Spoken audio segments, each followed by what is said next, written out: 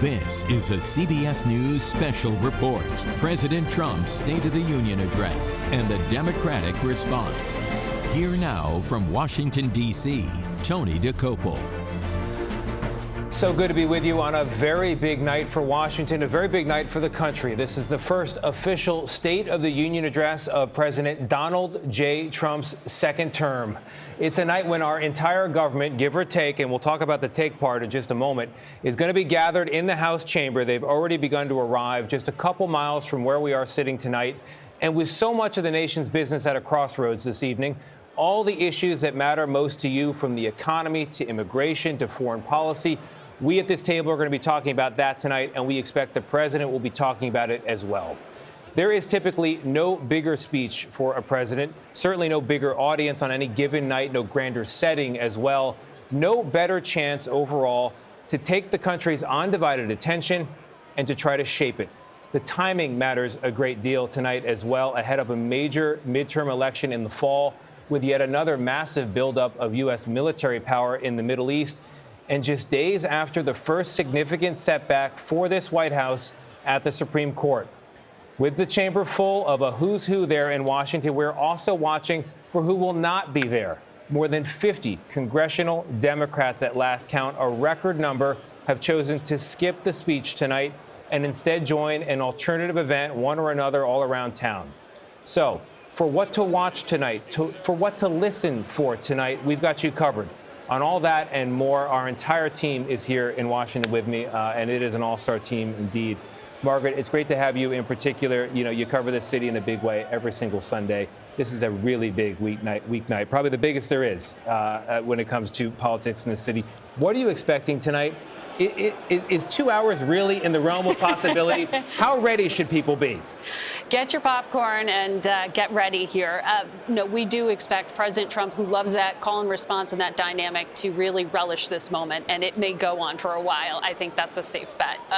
But Tony, in terms of what to expect, we know from our CBS polling that 61% of Americans disapprove of how this president is handling the economy.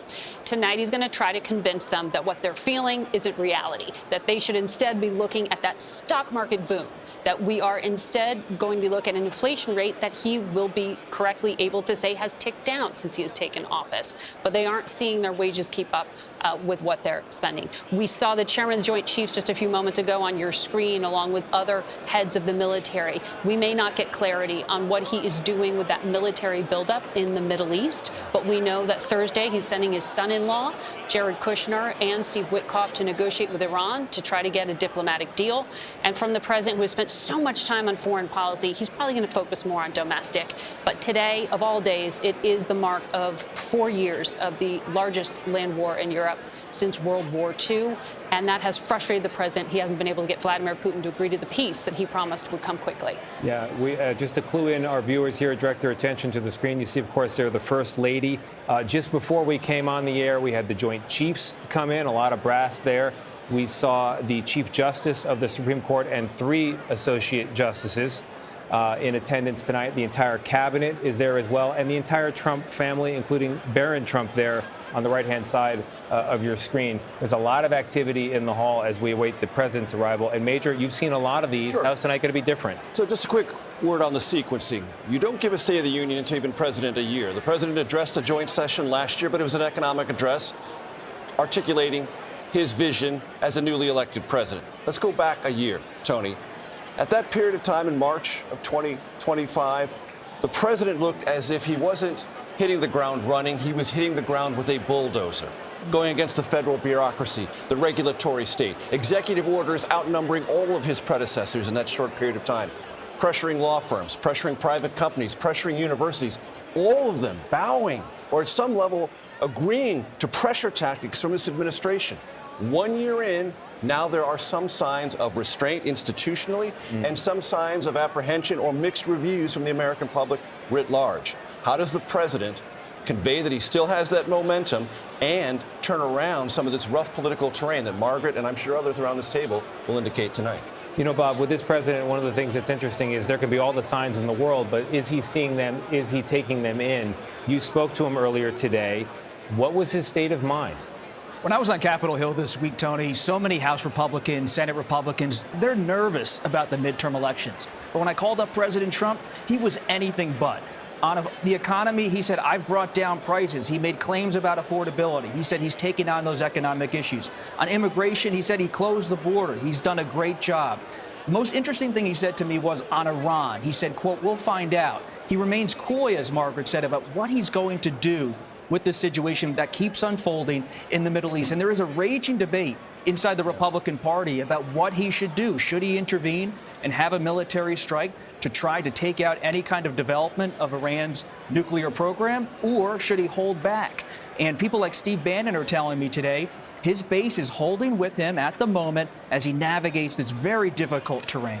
It is very difficult, and I'm so glad you brought up Iran. It's going to be interesting to listen for whether Iran is a big part of this speech, because we've got what the president likes to refer to as an armada, maybe the biggest military gathering in the Middle East since 2003.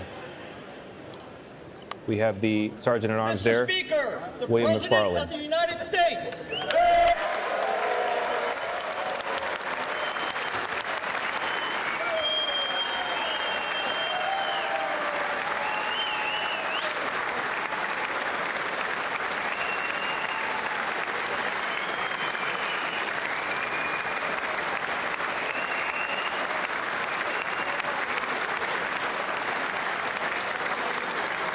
The president making a timely entrance tonight, an 8-minute trip from the White House. It's nice when people are blocking and clearing traffic for you. But now a lot of traffic in his way, because everybody at this particular moment wants to lean in from the aisle, shake a hand, have a little moment on camera, and share a word with the president on his big night. Major, you've seen a lot of this. The people sometimes line up for hours for this positioning. Is it still, I mean, you can tell something about a president, how it's going, based on how thick they're lined up there along the aisles, can you not? Yes and no. Clearly, the president loves to have those who are there early adoring him. Most of those are from the MAGA universe on both sides of the aisle. They will take some of the Democratic seats. But it has, over time, become a slightly less valuable picture, a less valuable handshake, because everyone's in on it now. Everyone knows that this is a moment, and moments that are manufactured have lost some of their viability in our memosphere and relentlessly internet devoured and criticized and dissected popular political culture. Yeah, Bob, you were saying earlier. These are the House Republicans who love President Trump. What we're all watching is what's going to happen in about a minute. He goes down that hall, that walkway, and he comes across the Supreme Court justices who just ruled on tariffs. Well, you think about the energy that the president had toward those justices as recently as Friday. Lapdogs, he called them. Fools, he called them. Accused them of being under the thumb, or at least the influence of foreign powers. And disloyal to the Constitution. Disloyal to the Constitution. Disloyal to the Constitution. It was a remarkable performance, and yeah, we will be watching closely. Someone else who's watching closely is our Ed O'Keefe. We do not have a camera on him, but he is inside the chamber, and he can tell us what the atmosphere is like. Ed? Well, Tony, the president's already been confronted with a sign that was held up by Texas Democrat Al Green, who you might catch a glimpse of again if the camera pans right. Something that says, "Black people aren't apes." That is the sign. Texas Democrat Al Green. Black people aren't apes. We just saw a handshake. Here goes as he says hello to the justices.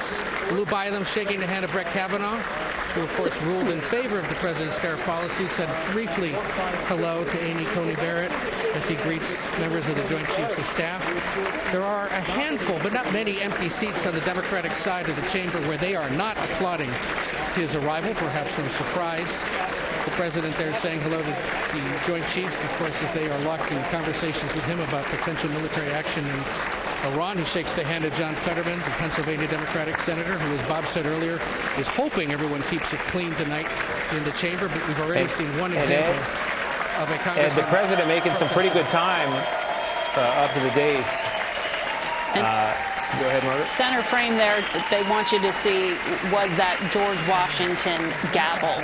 It doesn't look like it'll be used, but it is on display as we talk about the president really trying to celebrate the 250th anniversary of our country, a nod back to General George Washington, who played such a role there in founding our country. And he's going to, throughout this evening, we know, try to weave in references to many things throughout the past 250 years, including honoring some of our military veterans. Weijia Zhang's here with us as well. Weijia, you were looking at some of the excerpts that were released of the speech, and the 1776 theme was a big part of that. Let's listen in for a moment here and see if we can hear what the president's saying.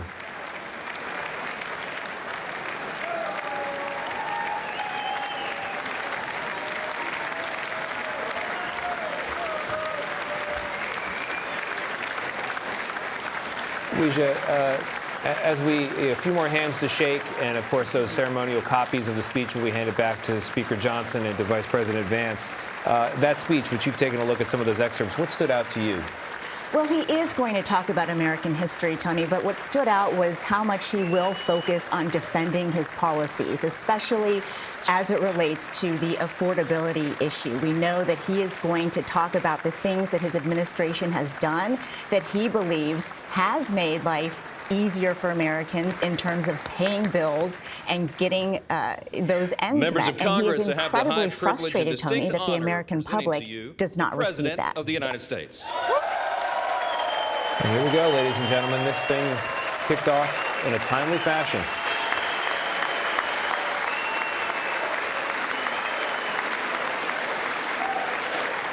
Here now, Donald J. Trump, his first State of the Union address of his second term.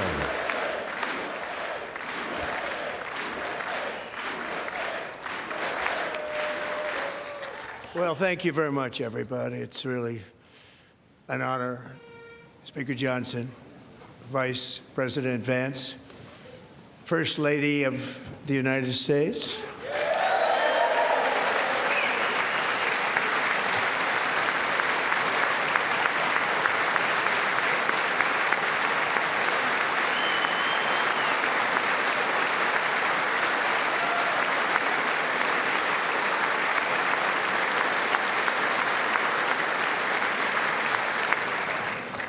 Second Lady of the United States.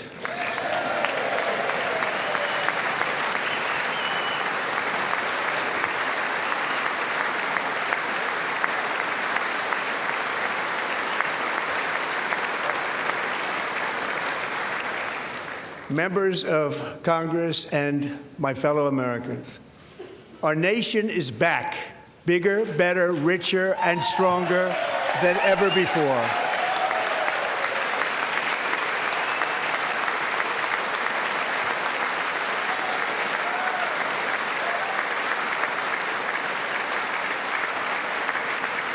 Less than 5 months from now, our country will celebrate an epic milestone in American history, the 250th anniversary of our glorious American independence.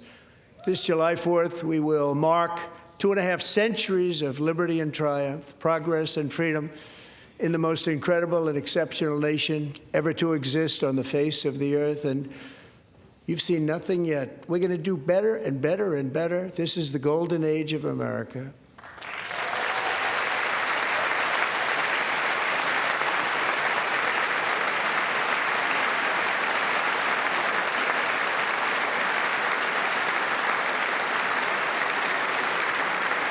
When I last spoke in this chamber 12 months ago, I had just inherited a nation in crisis with a stagnant economy, inflation at record levels, a wide-open border, horrendous recruitment for military and police, rampant crime at home, and wars and chaos all over the world. But tonight, after just 1 year, I can say with dignity and pride that we have achieved a transformation like no one has ever seen before, and a turnaround for the ages. It is indeed a turnaround for the ages.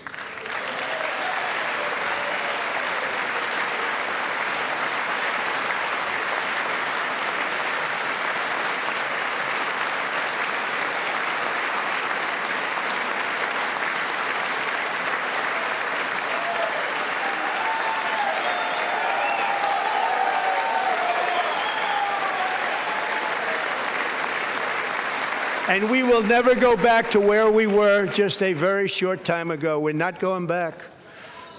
Today, our border is secure.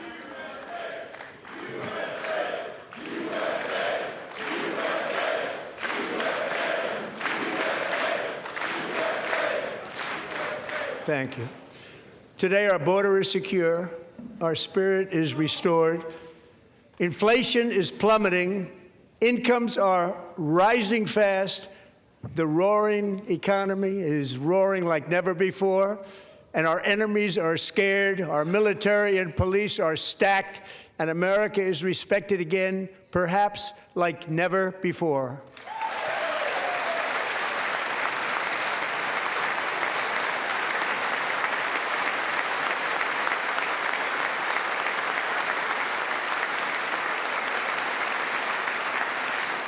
After 4 years in which millions and millions of illegal aliens poured across our borders, totally unvetted and unchecked, we now have the strongest and most secure border in American history by far.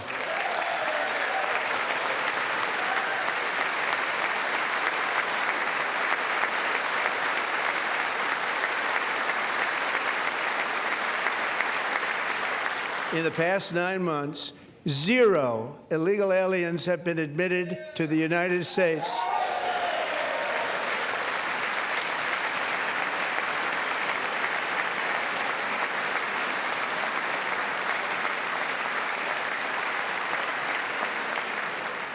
But we will always allow people to come in legally, people that will love our country and will work hard to maintain our country.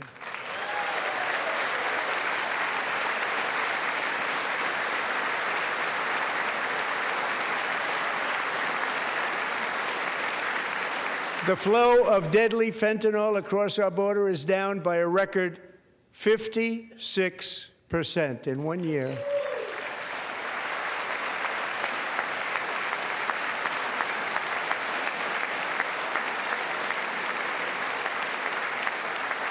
And last year, the murder rate saw its single largest decline in recorded history. This is the biggest decline, think of it, in recorded history, the lowest number in over 125 years, year 1900. In fact, substantially before my wonderful father, I had a wonderful father, Fred, before he was born, substantially before he was born. That's a long time ago. He wouldn't like me to say that, but that's a long time ago. The Biden administration and its allies in Congress gave us the worst inflation in the history of our country. But in 12 months, my administration has driven core inflation down to the lowest level in more than 5 years. And in the last 3 months of 2025, it was down to 1.7%.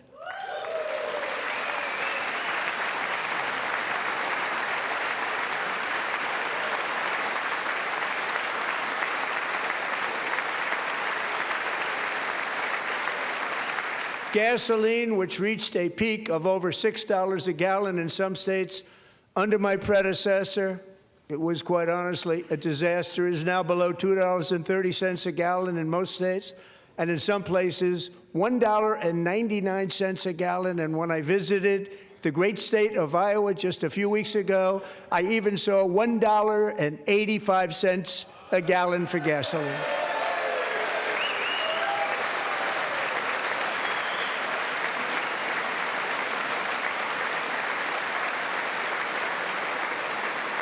Mortgage rates are the lowest in 4 years and falling fast, and the annual cost of a typical new mortgage is down almost $5,000 just since I took office. 1 year. And low interest rates will solve the Biden-created housing problem while at the same time protecting the values of those people who already own a house that really feel rich for the first time in their lives. We want to protect those values. We want to keep those values up. We're going to do both. And we are going to keep it that way. The stock market has set 53 all-time record highs since the election. Think of that, 1 year. boosting pensions, 401ks, and retirement accounts for the millions and millions of Americans. They're all gaining. Everybody's up, way up. In 4 long years, the last administration got less than $1 trillion in new investment in the United States. And when I say less, substantially less. In 12 months, I secured commitments for more than $18 trillion pouring in from all over the globe.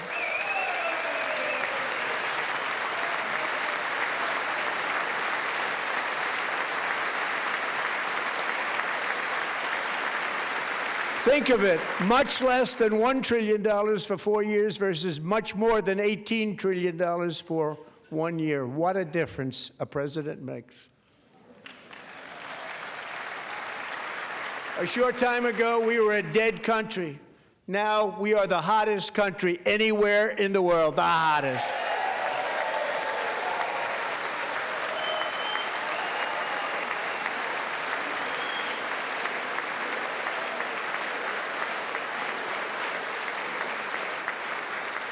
As thousands of new businesses are forming and factories, plants, and laboratories are being built, we have added 70,000 new construction jobs in just a very short period of time. It's getting bigger and bigger and stronger.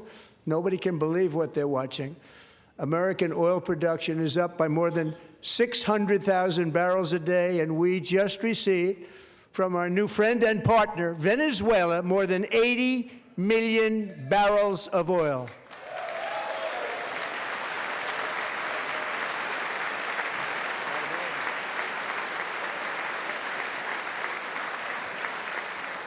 American natural gas production is at an all-time high because I kept my promise to drill, baby, drill.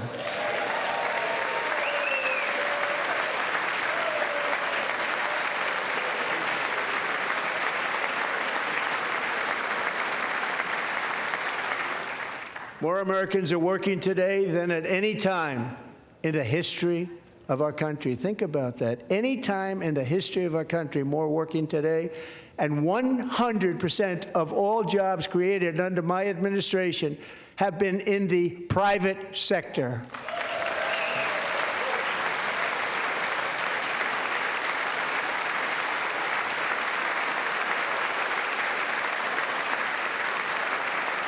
We ended DEI in America.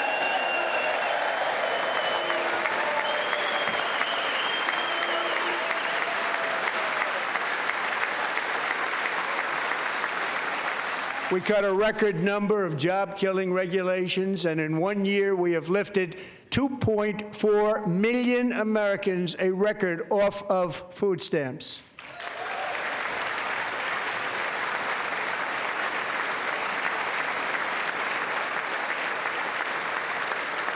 And for all of these reasons, I say tonight, members of Congress, the state of our union is strong.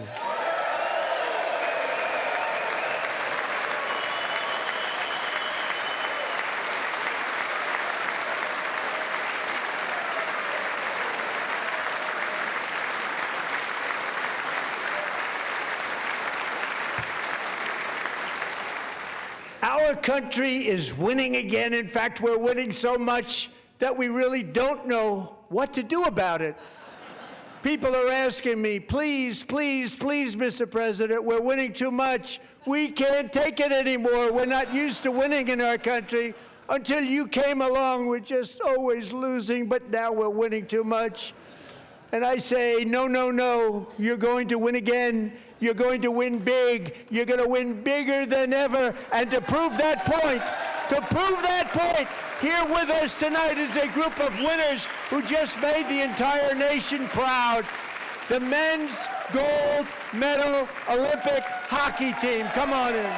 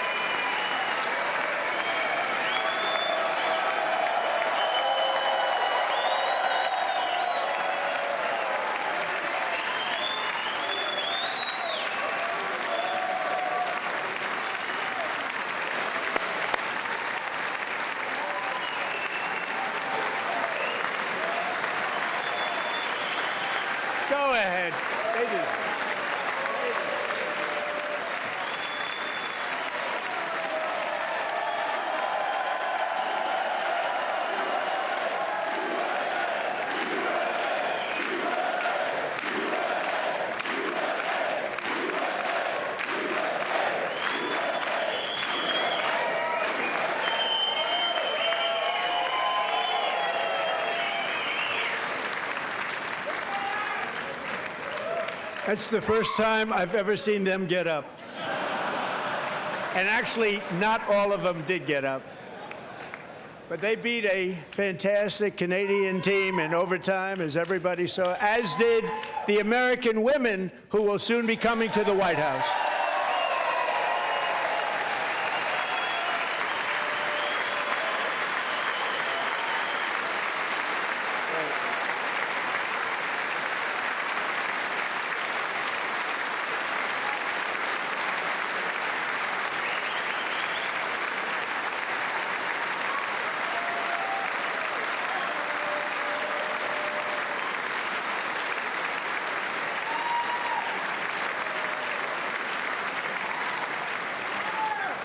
They were in the Oval Office before, and I just want to say a second very big congratulations to Team USA. But I have to say that, and I told them this, and we took a vote of the team. I said, anybody votes no, I'm not doing it.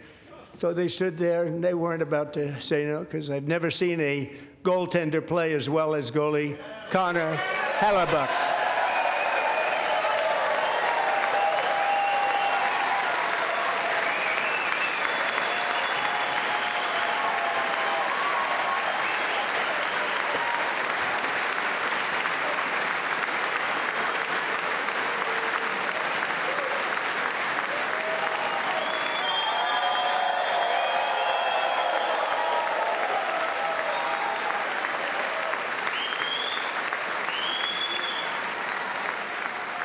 Think of it, 46 shots on goal, and I asked him, the one shot, the one where you put your stick in the back and it hit the neck of your stick and bounced off, do you practice that, or was that a little lucky? He refused to answer that question. But I just want to tell you that the members of this great hockey squad will be very happy to hear, based on their vote and my vote, and in this case, my vote was more important, that I will soon be presenting Connor with our highest civilian honor, which we will be given and which has been given to many athletes over the years. But when I say many, not too many, like 12, it's called the highest civilian honor in our country, the Presidential Medal of Freedom.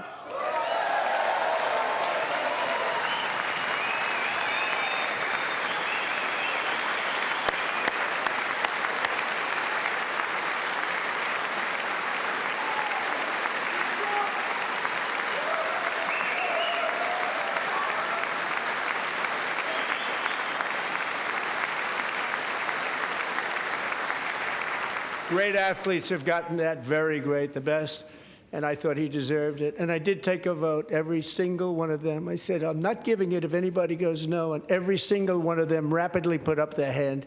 So I want to thank you all. What a special job you did. What special champions you are. Thank you very much.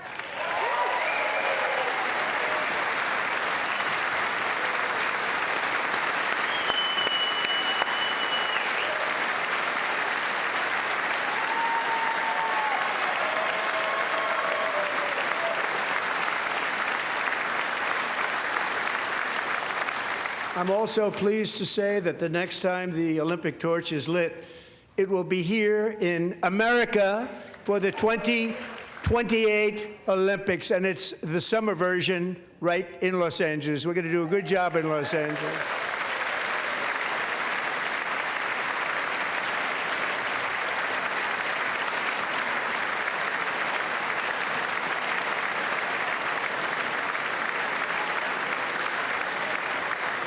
And Los Angeles is going to be safe, just like Washington, D.C. is now one of the safest cities in the country.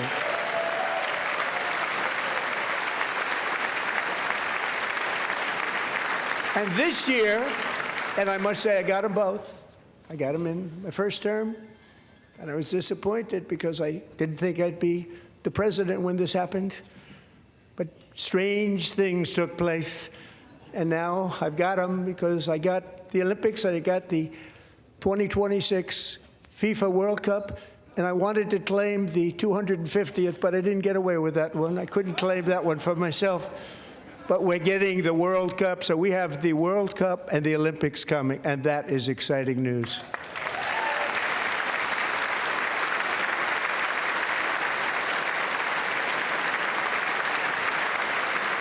So this will be a year to celebrate our country and the heroes who have kept it free.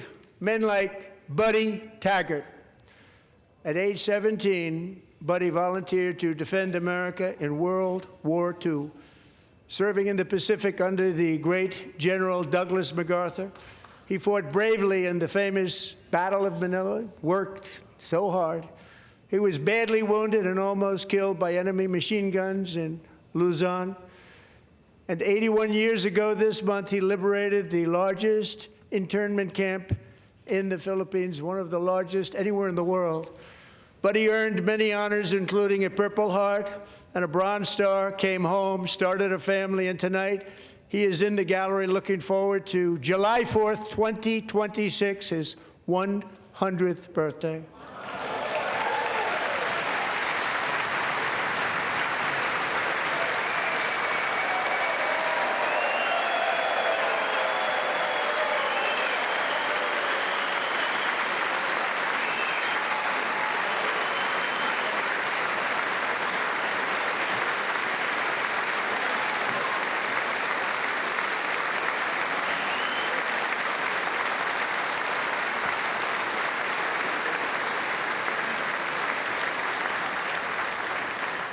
So, Buddy, you're a brave man, and we salute you.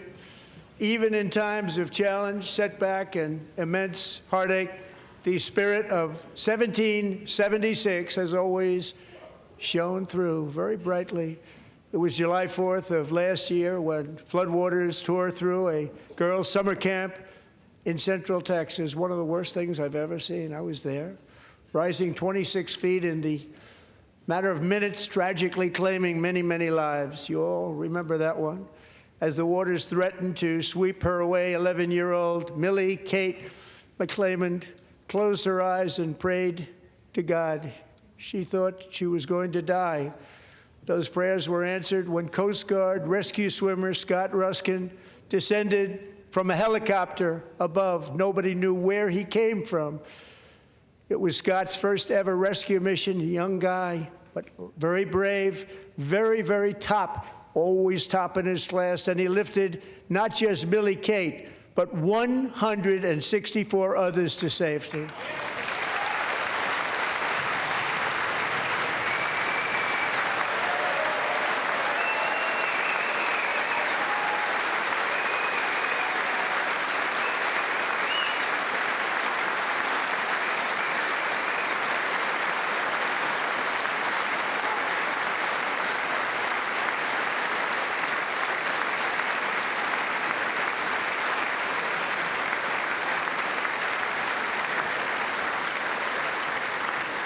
People watched Scott from a distance, and they couldn't believe what they were seeing. The winds were blowing, the rain was pouring, everything was going, and that rapid water, nobody's ever seen anything like it. They said, wow, that's something.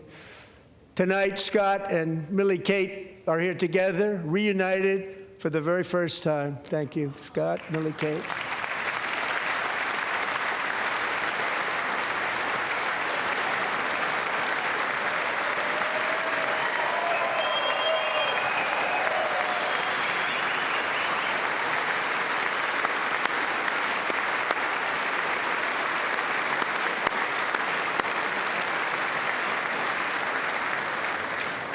And Petty Officer Ruskin, I'm pleased to inform you that I am now awarding you the Legion of Merit for extraordinary heroism, which is what it was, extraordinary heroism. Thank you.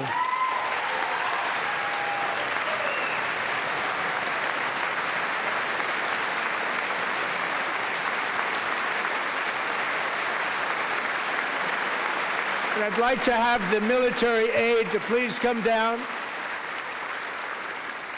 and take care of the service. Military aide, thank you very much. Take care of that very important service. Thank you very much. From 1776 to today, every generation of Americans has stepped forward to defend life, liberty, and the pursuit of happiness. And they're really doing it for the next generation.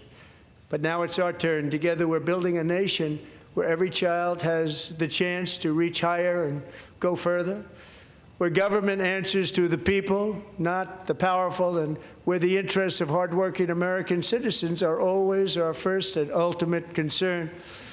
That is the debt we owe to the heroes who came before us, and that is the promise we must keep to America for our 250th year. Last year, I urged this Congress to begin the mission by passing the largest tax cuts in American history, and our Republican majorities delivered so beautifully. Thank you, Republicans.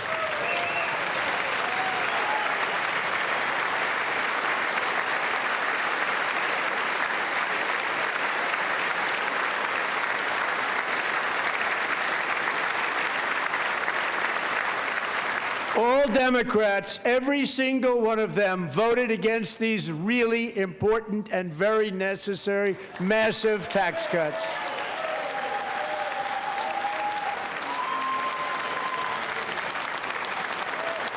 They wanted large-scale tax increases to hurt the people instead. But we held strong, and with the great, big, beautiful bill, we gave you no tax on tips, no tax on overtime, and no tax on Social Security for our great seniors.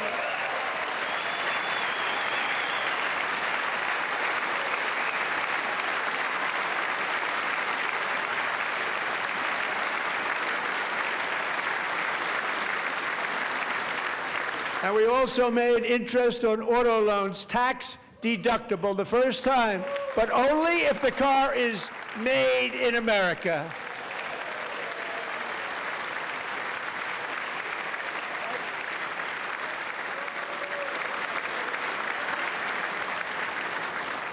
Recently in Pennsylvania, I met Megan Hemhauser, a devoted mom who's homeschools her children, beautiful, 2 children, during the day while waiting tables at night as her husband works overtime operating very heavy equipment.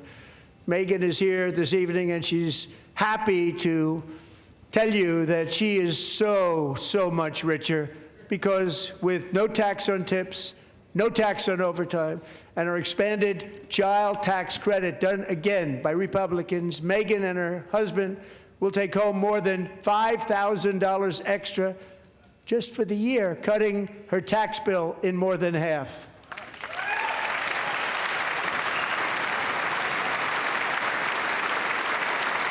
Megan, please stand up. We're fighting for you, Megan.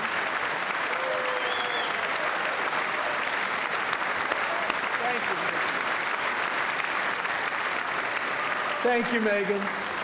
We're fighting for you, Megan. Under our bill, parents like Megan can also activate their children's brand new Trump accounts. And I didn't name it. I did not name that.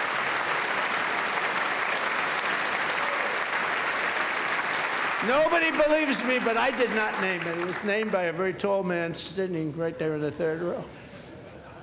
Nice man, a good man. Tax-free investment accounts for every American child. This is something that's so special and has taken off and gone through the roof. Millions will be pre-funded courtesy of the U.S. Treasury and private individuals like Michael and Susan Dell, who have donated $6.25 billion to fund the Trump accounts for 25 million American children. They're great people.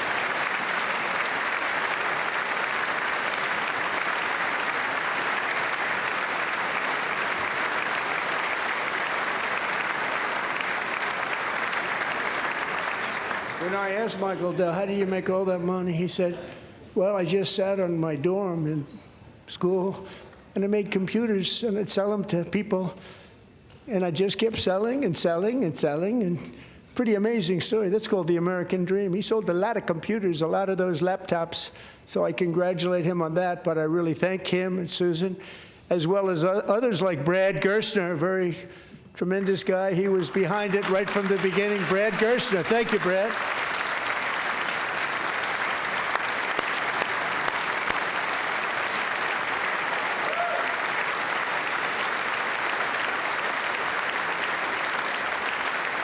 So with modest additional contributions, these young people's accounts could grow to over $100,000 or more by the time they turn 18. Think of it. How much money is that for somebody that started with nothing?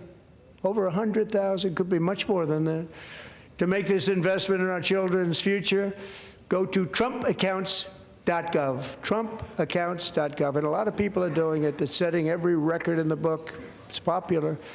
They knew what it was going to take. I'm so proud of them. I'm so proud of the people that got it started.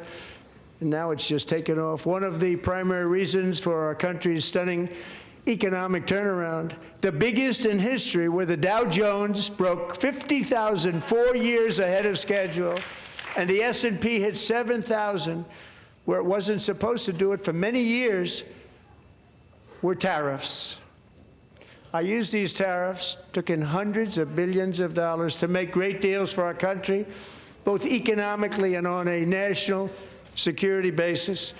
Everything was working well. Countries that were ripping us off for decades are now paying us hundreds of billions of dollars. They were ripping us so badly, you all know that. Everybody knows it. Even the Democrats know it. They just don't want to say it. And yet these countries are now happy, and so are we. We made deals. The deals are all done. And they're happy. They're not making money like they used to, but we're making a lot of money. There was no inflation, tremendous growth, and the big story was how Donald Trump called the economy correctly, and 22 Nobel Prize winners in economics didn't. They got it totally wrong. They got it really wrong. And then just 4 days ago, an unfortunate ruling from the United States Supreme Court. It just came down. It came down. Very unfortunate ruling.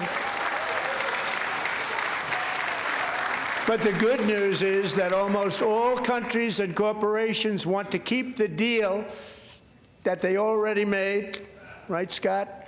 Knowing that the legal power that I, as president, have to make a new deal could be far worse for them, and therefore they will continue to work along the same successful path that we had negotiated before the Supreme Court's unfortunate involvement.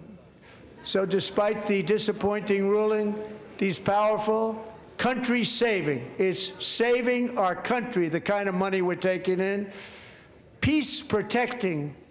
Many of the wars I settled was because of the threat of tariffs. I wouldn't have been able to settle them without. Will remain in place under fully approved and tested alternative legal statutes. And they have been tested for a long time. They're a little more complex, but they're actually probably better, leading to a solution that will be even stronger than before. Congressional action will not be necessary. It's already time-tested and approved. And as time goes by, I believe the tariffs paid for by foreign countries will, like in the past, substantially replace the modern-day system of income tax, taking a great financial burden off the people that I love.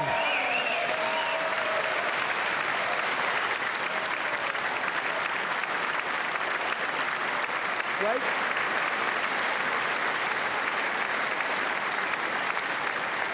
Moving forward, factories, jobs, investment, and trillions of dollars will continue pouring into the United States of America because we finally have a president who puts America first. I put America first.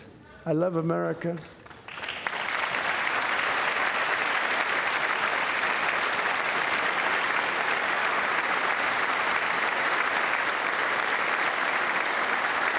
For decades before I came along, we had the exact opposite. From trade to health care, from energy to immigration, everything was stolen and rigged in order to drain the wealth out of the productive, hardworking people who make our country great, who make our country run. Under Biden and his corrupt partners in Congress and beyond, it reached a breaking point with the Green New scam, open borders for everyone. They poured in by the millions and millions from prisons, from mental institutions. They were murderers, 11,888 murders. They came into our country. You allowed that to happen. And record-setting inflation that cost the typical family $34,000 in just a speck of time. Now the same people in this chamber who voted for those disasters suddenly used the word affordability, a word, they just used it. Somebody gave it to them, knowing full well that they caused and created the increased prices that all of our citizens had to endure. You caused that problem. You caused that problem.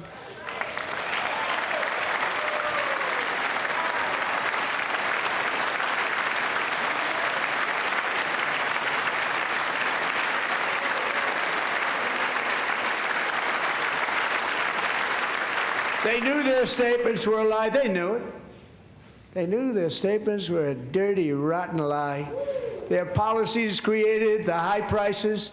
Our policies are rapidly ending them. We are doing really well. Those prices are plummeting downward.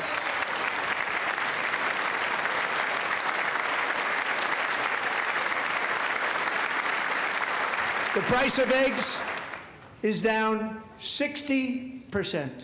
Madam Secretary, thank you. The cost of chicken, butter, fruit, hotels, automobiles, rent is lower today than when I took office by a lot. And even beef, which was very high, is starting to come down significantly. Just hold on a little while. We're getting it down. And soon you will see numbers that few people would think were possible to achieve just a short time ago. Nobody can believe when they see the kind of numbers, and especially energy, when they see energy going down to numbers like that, they cannot believe it. It's like another big tax cut. I'm also confronting one of the biggest ripoffs of our times, the crushing cost of health care caused by you. Since the passage of the Unaffordable Care Act, sometimes referred to as Obamacare, big insurance companies have gotten rich. It was meant for the insurance companies, not for the people.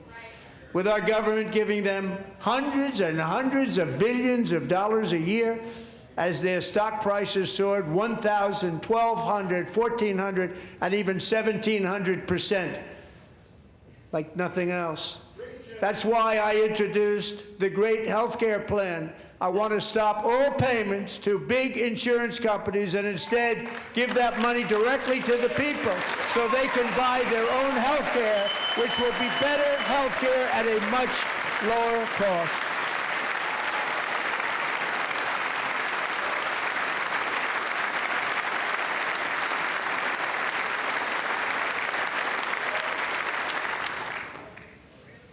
In addition, my plan requires maximum price transparency. That's a big deal.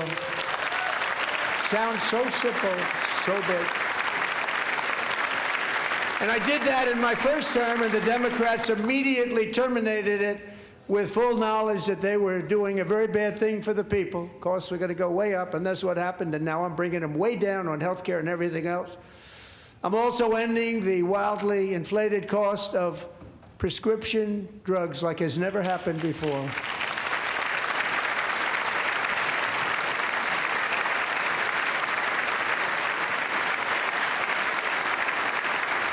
Other presidents tried to do it, but they never could. They tried. Most didn't try, actually. But they tried. They said they tried. They couldn't do it. They didn't even come close. They were all talk and no action, but I got it done. Under my just enacted most favored nation agreements, Americans who have for decades paid by far the highest prices of any nation anywhere in the world for prescription drugs will now pay the lowest price anywhere in the world for drugs. Anywhere. The lowest price.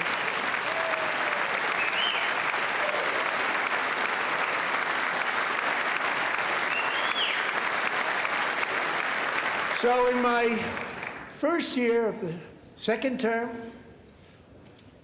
should be my third term, but strange things happen. I took prescription drugs, a very big part of health care, from the highest price in the entire world to the lowest. That's a big achievement. The result is price differences of 300, 400, 500, 600% and more. All available right now at a new website called TrumpRx.gov. And I didn't name that one either, by the way.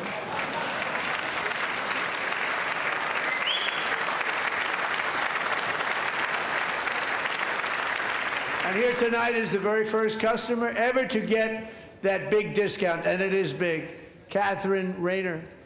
For 5 years, she and her husband have struggled with infertility, and they turned to IVF. One drug has been costing Catherine $4,000 to purchase. But a few weeks ago, she logged onto the Trump RX website and got that same drug that cost $4,000, got it for under $500, a reduction of much more, actually, than $3,500. Catherine, we are all praying for you, and you're going to be a great mom.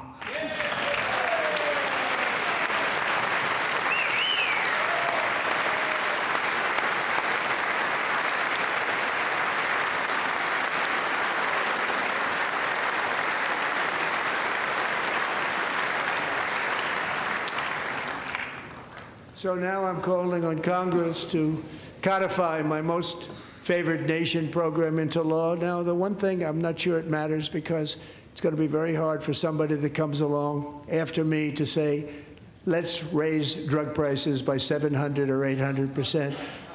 But John and Mike, if you don't mind, codify it anyway. They may do it. Codify it anyway. Thank you.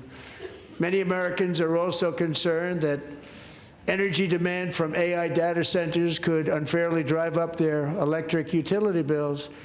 Tonight, I'm pleased to announce that I have negotiated the new Ratepayer Protection Pledge. You know what that is? We're telling the major tech companies that they have the obligation to provide for their own power needs. They can build their own power plants as part of their factory, so that no one's prices will go up, and in many cases, prices of electricity will go down for the community, and very substantially down. This is a unique strategy never used in this country before. We have an old grid. It could never handle the kind of numbers, the amount of electricity that's needed. So I'm telling them they can build their own plant. They're going to produce their own electricity. It will ensure the company's ability to get electricity while at the same time lowering prices of electricity for you, and could be very substantial for all of you cities and towns. You're going to see some good things happen over the next number of years. Another pillar of the American dream that has been under attack is home ownership. With us tonight is Rachel Wiggins, a mom of two from Houston. She placed bids on 20 homes and lost all of those bids to gigantic investment firms that bypassed inspection, paid all cash, and turned those houses into rentals, stealing away her American dream. She was devastated. Stories like this are why last month I signed executive order to ban large Wall Street investment firms from buying up into thousands single-family homes.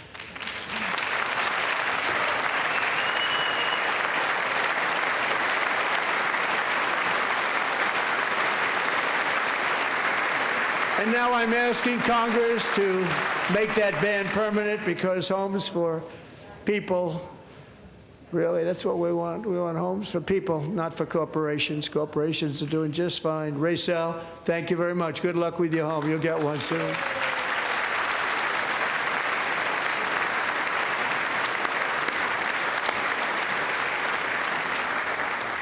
We're also working to make it easier for Americans to save for retirement. And under this administration, we will always protect Social Security and Medicare. They are not protecting it for our seniors. We will always protect Social Security, Medicare, Medicaid.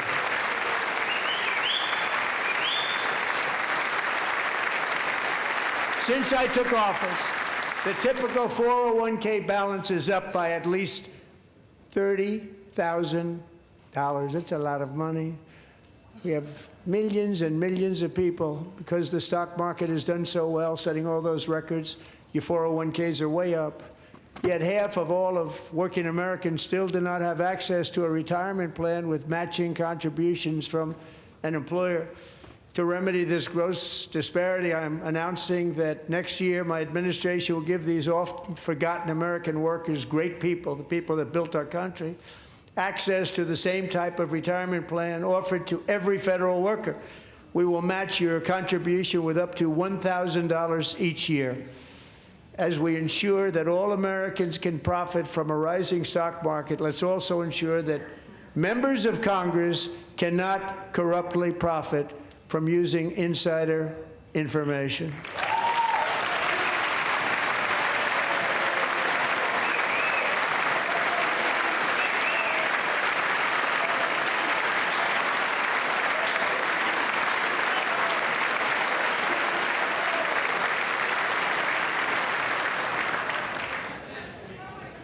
They stood up for that. I can't believe it. I can't believe it. Did Nancy Pelosi stand up if she's here? Doubt it. Pass the Stop Insider Trading Act without delay.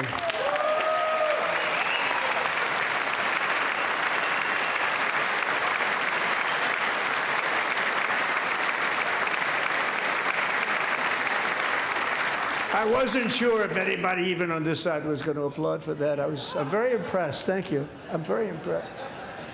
But when it comes to the corruption that is plundering, it's plundering America. There's been no more stunning example than Minnesota, where members of the Somali community have pillaged an estimated $19 billion from the American taxpayer. Oh, we have all the information. And in actuality, the number is much higher than that. And California, Massachusetts, Maine, and many other states are even worse. This is the kind of corruption that shreds the fabric of a nation, and we are working on it like you wouldn't believe. So tonight, although started 4 months ago, I am officially announcing the war on fraud to be led by our great Vice President, J.D. Vance.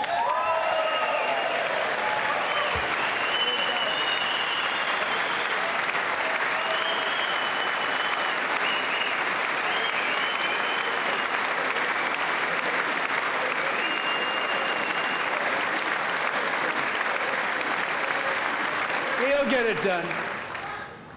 And if we're able to find enough of that fraud, we will actually have a balanced budget overnight. It'll go very quickly. That's the kind of money you're talking about. We'll balance our budget. The Somali pirates who ransacked Minnesota remind us that there are large parts of the world where bribery, corruption, and lawlessness are the norm, not the exception.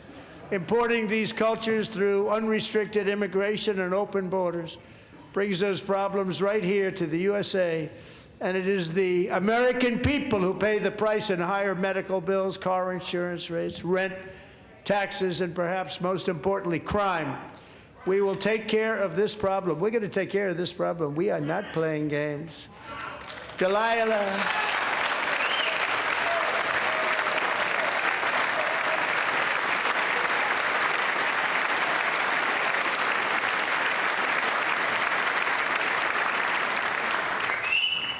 Delilah Colvin was only 5 years old in June 2024 when a 18-wheel tractor trailer plowed into her stopped car traveling at 60 miles an hour or more.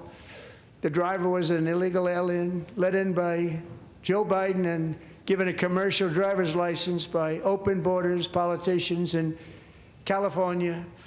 Doctors said Delilah would never be able to walk or talk, have a good life. She wouldn't even be able to eat again. But against all odds, she is now in the first grade learning to walk. And she's here this evening with her dad, Marcus, a fantastic man. Delilah, please, you are a great inspiration. Please stand up.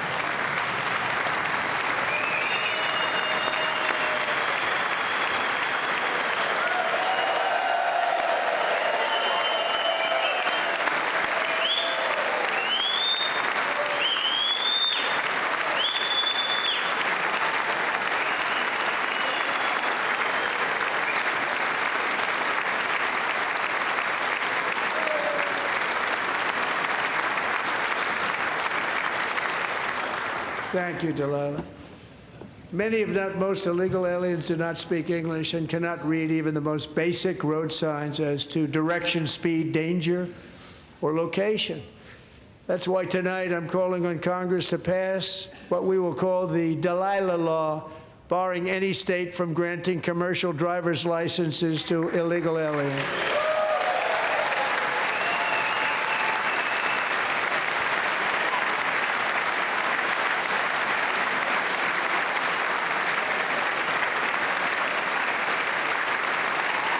Yesterday, as you probably saw at the White House, I hosted a ceremony with Americans who lost their treasured loved ones to the scourge of illegal immigration. People came into our country, how we allowed this to happen with our open borders.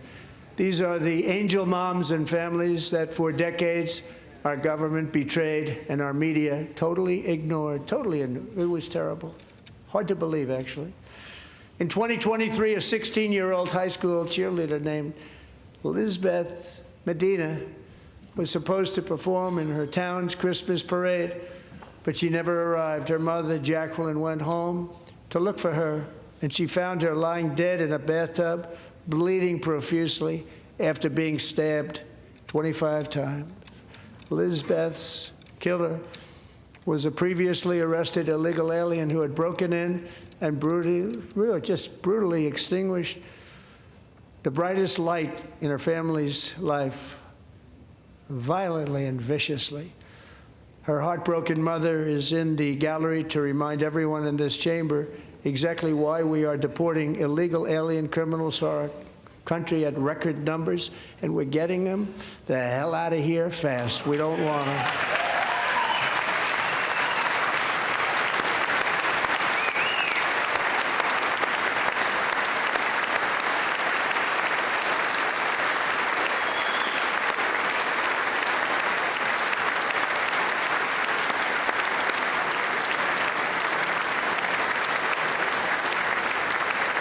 Thank you very much, Jacqueline. Thank you. We can never forget that many in this room not only allowed the border invasion to happen before I got involved, but indeed they would do it all over again if they ever had the chance. If they ever got elected, they would open up those borders to some of the worst criminals anywhere in the world. The only thing standing between Americans and a wide open border right now is President Donald J. Trump and our great Republican patriots in Congress. Thank you. Thank you.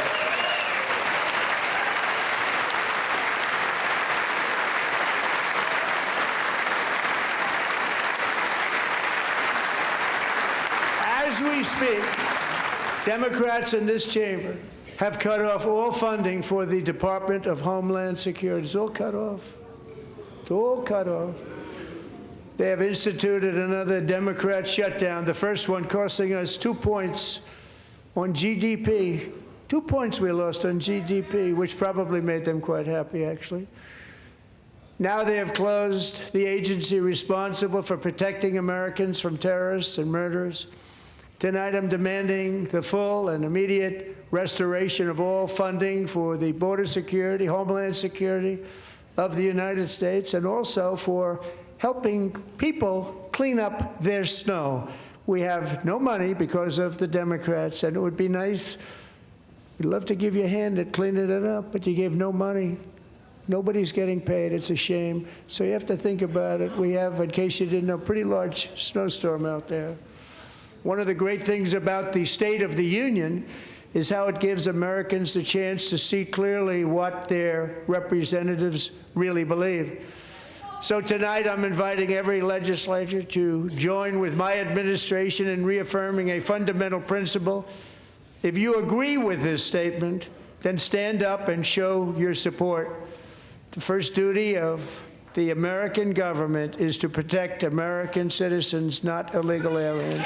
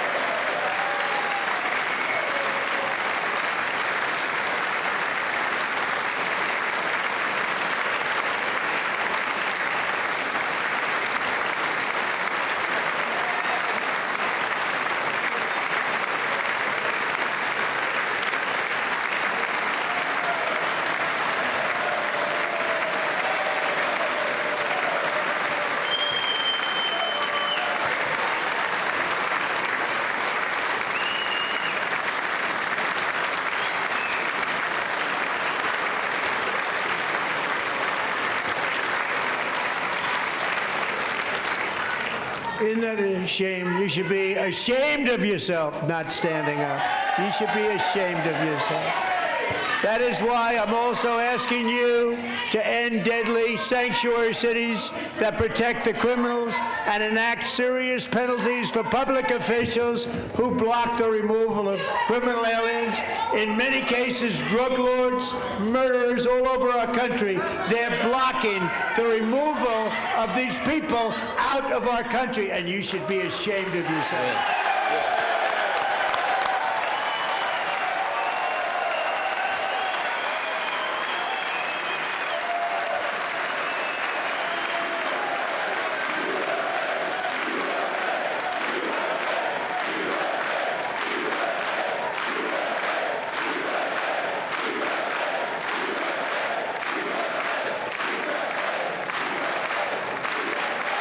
And perhaps most importantly, I'm asking you to approve the Save America Act.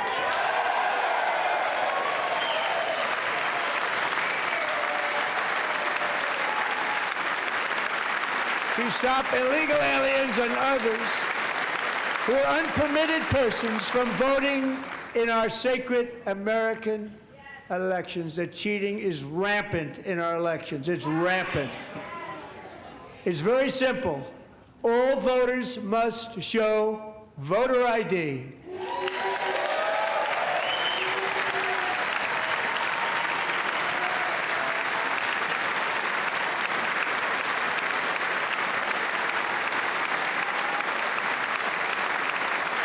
All voters must show proof of citizenship in order to vote.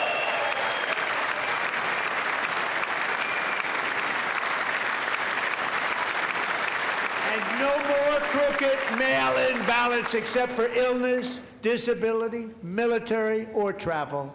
None. And this should be an easy one. And by the way, it's polling at 89%, including Democrats. 89%.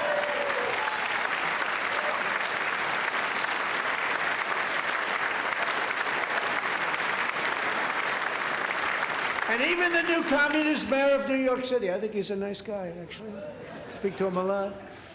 Bad policy, but nice guy. Just said they want people to shovel snow. They got hit hard. Wants them to shovel snow, but if you apply for that job, you need to show 2 original forms of ID and a Social Security card. Yet they don't want identification for the greatest privilege of them all, voting in America. No, it's no good. No good. Both Republicans and Democrats overwhelmingly agree on the policy that we just enunciated. And Congress should unite and enact this common sense, country-saving legislation right now, and it should be before anything else happens.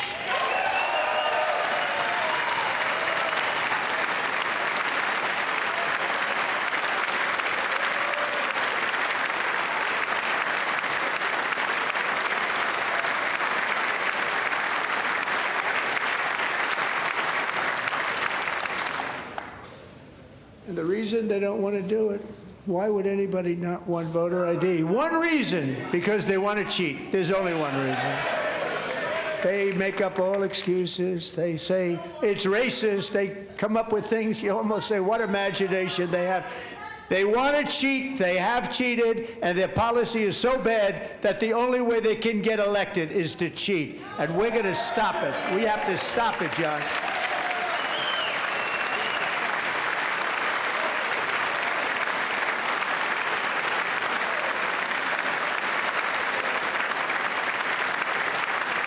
And here is one more opportunity to show common sense in government.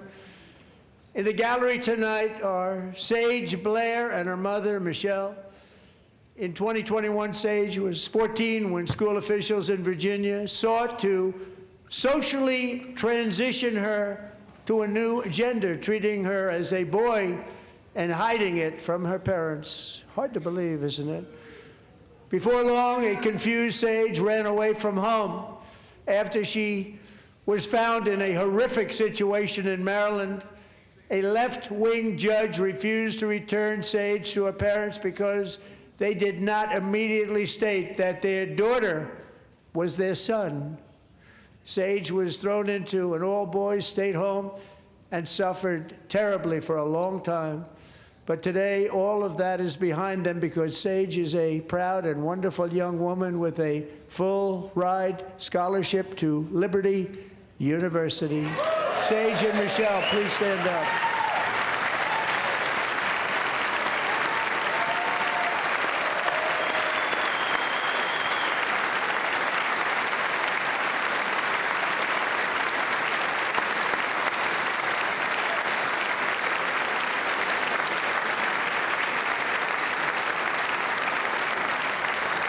And thank you for your great bravery. And who can believe that we're even speaking about things like this? 15 years ago, if somebody was up here and said that, they'd say, what's wrong with him? But now we have to say it because it's going on all over numerous states without even telling the parents. But surely we can all agree no state can be allowed to rip children from their parents' arms and transition them to a new gender against the parents' will. Who would believe that we're even talking about this? We must ban it, and we must ban it immediately.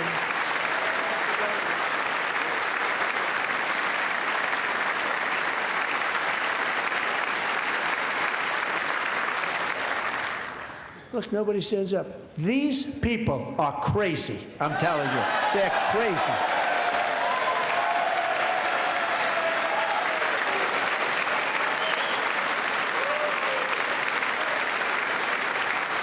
Amazing. Gentlemen. Boy, oh boy. We're lucky we have a country. With people like this, Democrats are destroying our country, but we've stopped it just in the nick of time, didn't we?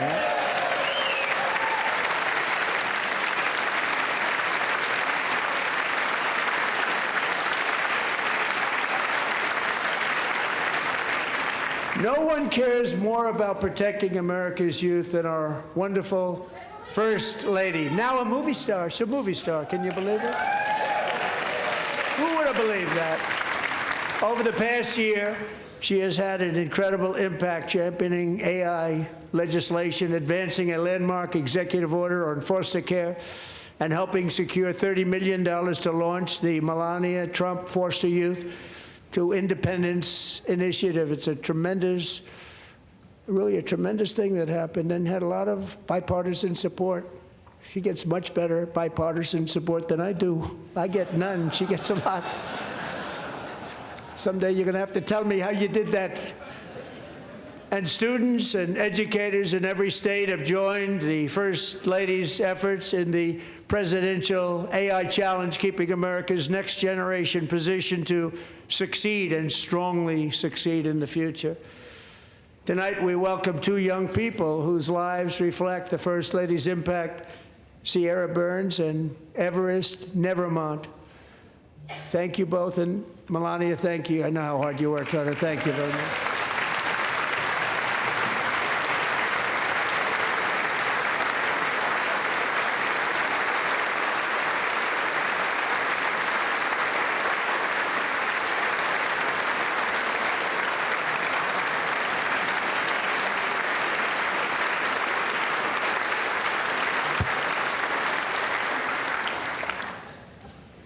I'm very proud to say that during my time in office, both the first 4 years and in particular this last year, there has been a tremendous renewal in religion, faith, Christianity, and belief in God. Tremendous renewal.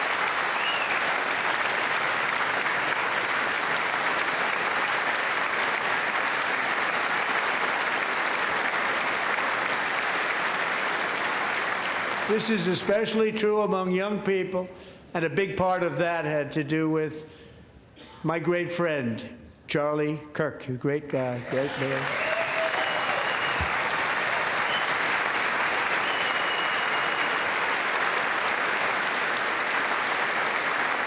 So last year, Charlie was violently murdered by an assassin and martyred, really martyred for his beliefs. His wonderful wife, Erica, is with us tonight. Erica, please stand.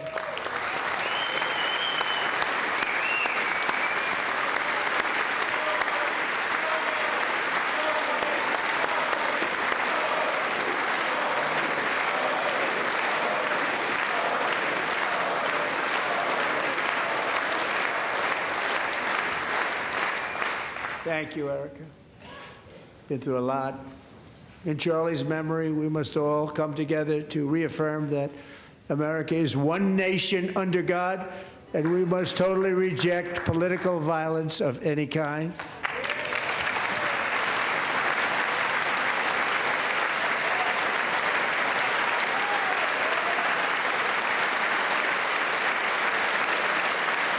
We love religion, and we love bringing it back, and it's coming back at levels that nobody actually thought possible. It's really a beautiful thing to see. Above all, unleashing America's promise requires keeping our communities safe. We have made incredible strides, yet dangerous repeat offenders continue to be released by pro-crime Democrat politicians again and again. We are honored to be joined tonight by a woman who's been through hell, Anya Zarutska.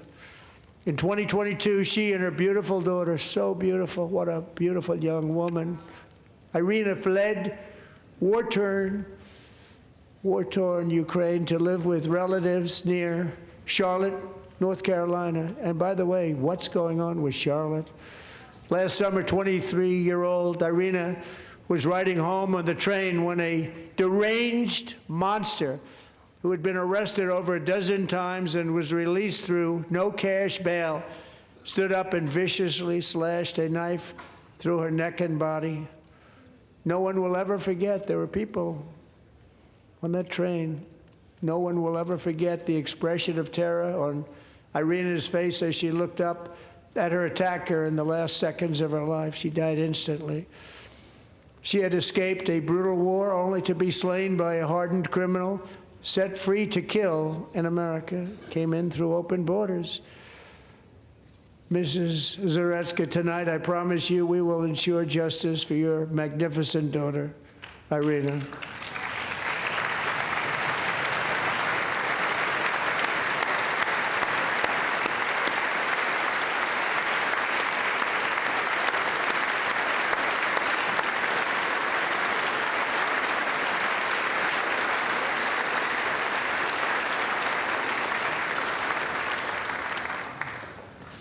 How do you not stand? How do you not stand? I'm asking this Congress to pass tough legislation to ensure that violent and dangerous repeat offenders are put behind bars, and importantly, that they stay there.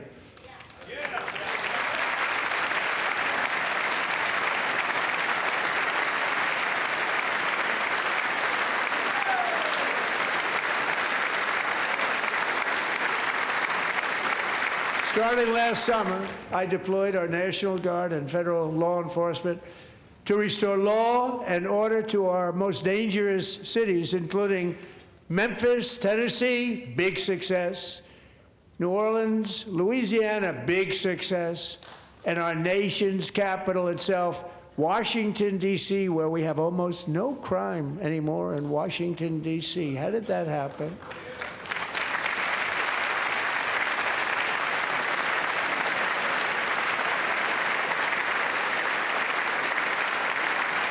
In fact, crime in Washington is now at the lowest level ever recorded, and murders in D.C. this January were down close to 100% from a year ago.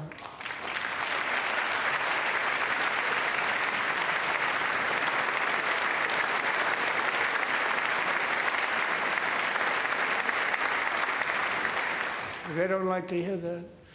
One of the sick people, one of the brave service members who helped achieve this stunning turnaround was 20-year-old West Virginia Army National Guard Specialist Sarah Beckstrom. After a 4-month deployment, she voluntarily extended her service, and her rank was going to be lifted. She was doing so well. They were so proud of her. But the very next day, she was on patrol near the White House when she was ambushed and shot in the head by a terrorist monster from Afghanistan. Shouldn't have been in our country. And all because she wore the uniform of our nation. She was shot. He traveled here because he didn't like people wearing our uniform. He was sick and deranged, shouldn't have been in our country. Sarah Beckstrom died in order to defend our capital, and we are honored to be joined by her wonderful parents, Gary and Evalie. Your daughter was a true American patriot, and she will be greatly missed. She was a great person. I saw reports on her. They've never seen anything like her.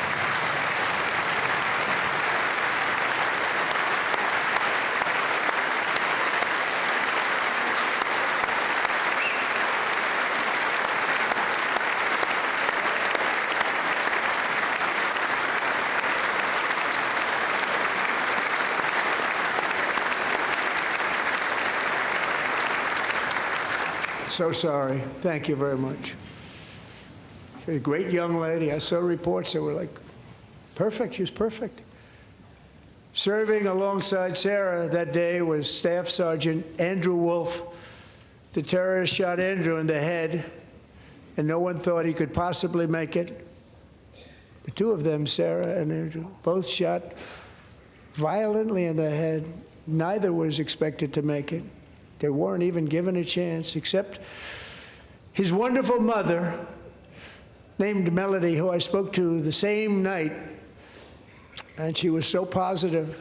The doctors thought that Andrew was gone, but his mother said, no, Mr. President, Andrew will be fine. He's going to make it.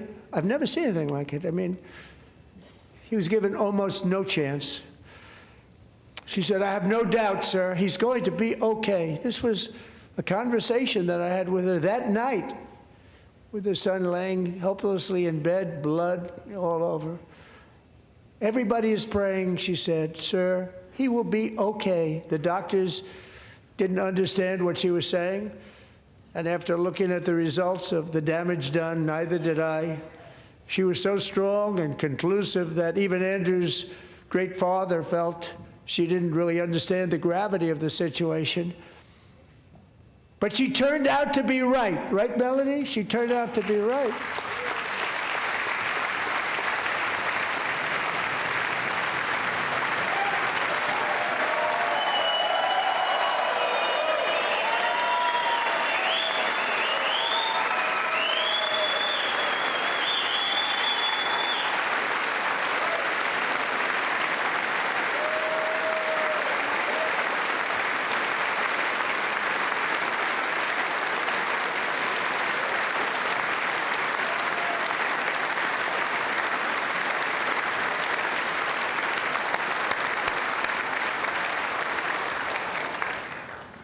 Amazing, actually. I said, where does this woman come from? She's the most positive person I've ever met. With God's help, Andrew has battled back from the edge of death, and we're talking about the edge of death, on his way to a miraculous recovery. He's got a little work to do, but he's doing great. Nice to see you. He's a good-looking guy.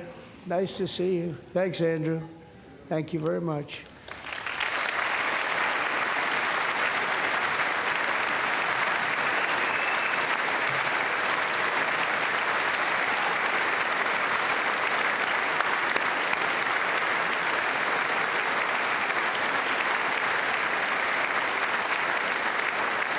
So, Andrew, while you're up, now I'm going to ask a highly respected General James Seward to present Staff Sergeant Andrew Wolf and the great family of Sarah Beckstrom with the award created by our late, great President George Washington himself. It's called the Purple Heart.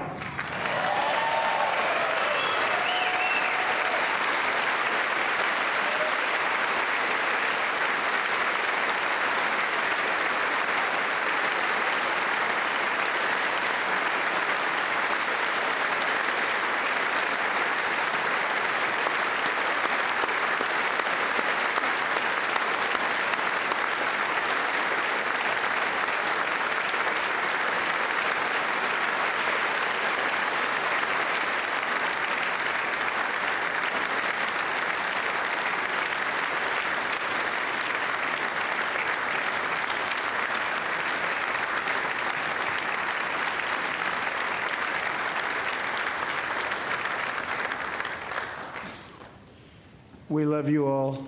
Love you. We're proudly restoring safety for Americans at home, and we are also restoring security for Americans abroad. Our country has never been stronger. In my first 10 months, I ended 8 wars, including Cambodia. Isn't it funny? Sick people. Cambodia and Thailand, Pakistan and India. Would have been a nuclear war. 35 million people said the Prime Minister of Pakistan would have died if it were not for my involvement. Kosovo and Serbia, Israel and Iran, Egypt and Ethiopia, Armenia and Azerbaijan, the Congo and Rwanda, and of course the war in Gaza, which proceeds at a very low level. It's just about there. And I want to thank Steve Witkoff and Jared Kushner for your help. Thank you, Steve. Thank you, Jared.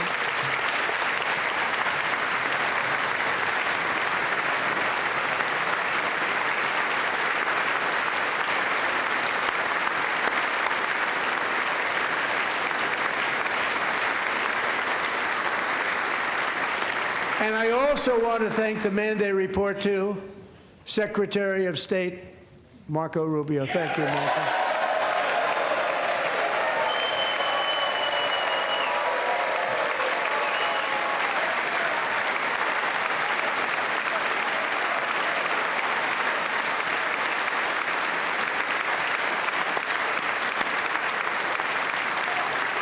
People don't like you. You know, Marco got 100% of the votes when he was in confirmation. I think our next one was about 54%. And some of the Democrats are now saying, I can't believe we approved that guy.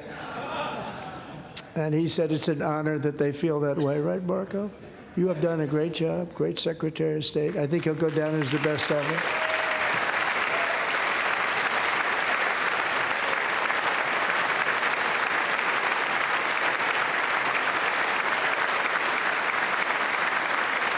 Under the ceasefire I negotiated, every single hostage, both living and dead, has been returned home. Can you believe that?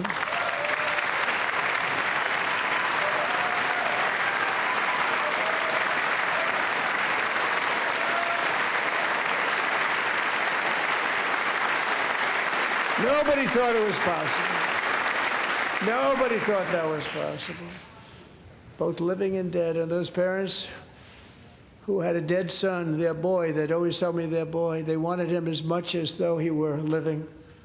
That was an amazing period of time. And they came back, and when we got all of the living hostages back, and many, many before them, but I always said those last 20 are going to be very tough, but we got many, many more, hundreds. But I said those last 20 are going to be tough. We got them back. But we only got back 14 or 15 of the dead, of the 28. And believe it or not, Hamas worked along with Israel, and they dug, and they dug, and they dug. It's a tough thing to do, going through bodies all over, passing up 100 bodies sometimes for each one that they found. Tough job. And they finally got it back to 27. And then Steve and Jared, they got it back to 28. They found all 28. Nobody thought that was possible, but we did it. And I remember the family of the 28th. They were so grieved, but they were so happy as it's possible to be. They had their boy back. The mother said, "Sir, we have our boy back." What a period of time that was, but we got them all back. So thank you both very much. Great job.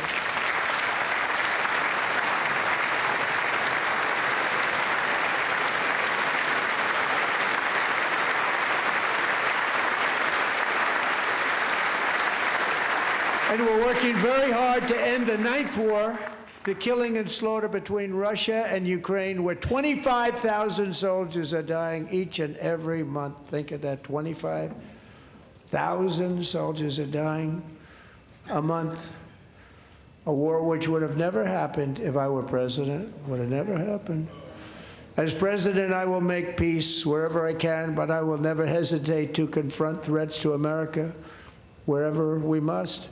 That's why in a breakthrough operation last June, the United States military obliterated Iran's nuclear weapons program with an attack on Iranian soil known as Operation Midnight Hammer.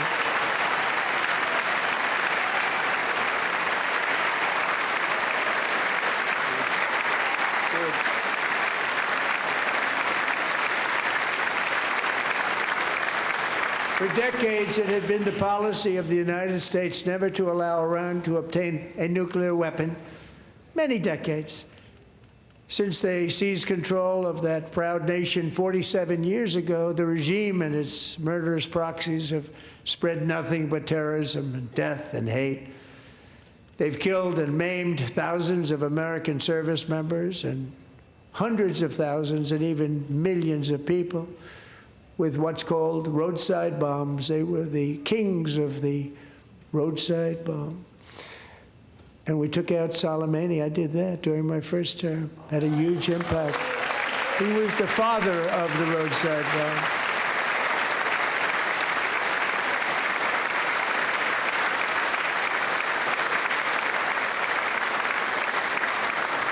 And just over the last couple of months with the protests, they've killed at least, it looks like, 32,000 protesters. 32,000 protesters in their own country.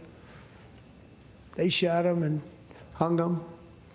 We stopped them from hanging a lot of them with the threat of serious violence. But this is some terrible people. They've already developed missiles that can threaten Europe and our bases overseas, and they're working to build missiles that will soon reach the United States of America. After Midnight Hammer, they were warned to make no future attempts to rebuild their weapons program, and in particular, nuclear weapons. Yet they continue. They're starting it all over. We wiped it out, and they want to start all over again, and are at this moment again pursuing their sinister ambitions. We are in negotiations with them. They want to make a deal, but we haven't heard those secret words. We will never have a nuclear weapon. My preference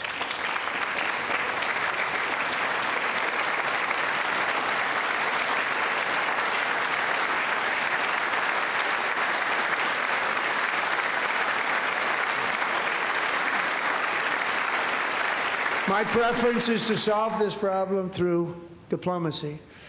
But one thing is certain, I will never allow the world's #1 sponsor of terror, which they are by far, to have a nuclear weapon. Can't let that happen.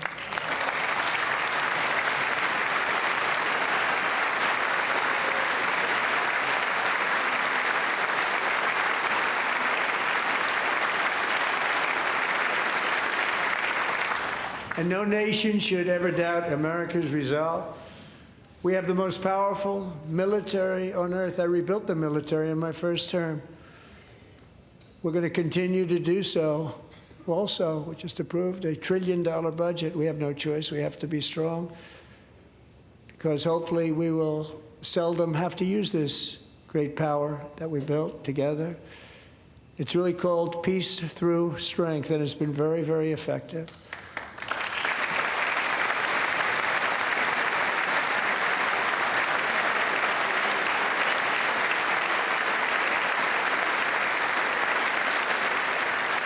So thanks to Republicans in Congress, we're investing that record number of dollars, have no choice, in the United States Armed Forces. Also creating a lot of jobs, but we're not even doing it for that reason. Because as I said, we have more jobs, more people working today than ever before in the history of our country.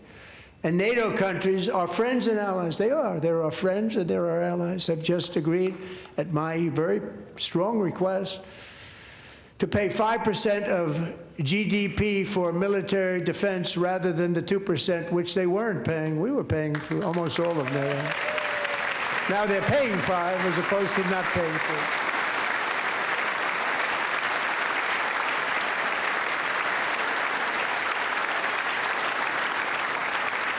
4. And getting that 5% was something which everyone said would never be done, could not happen. We got it really easily with one meeting. And big difference between 2% that's not paid. We were paying the freight of many of them. Very few were paid up. Now 5%, then they're paid. And everything we send over to Ukraine is sent through NATO, and they pay us in full. They pay us totally in full. Every branch of our armed forces is setting records for recruitment. This is so exciting. And every service member recently.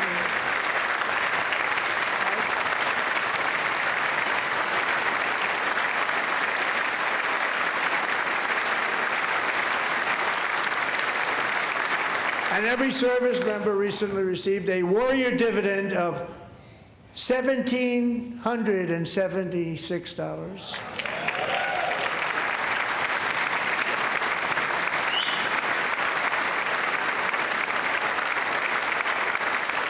You know, they put it on my desk. We got the money from tariffs and other things, a lot of money we have. We have much more money than people understand. Have to rebuild that program a little bit, but it won't take long. But we got the money, and it was $1,775, and they wanted my approval.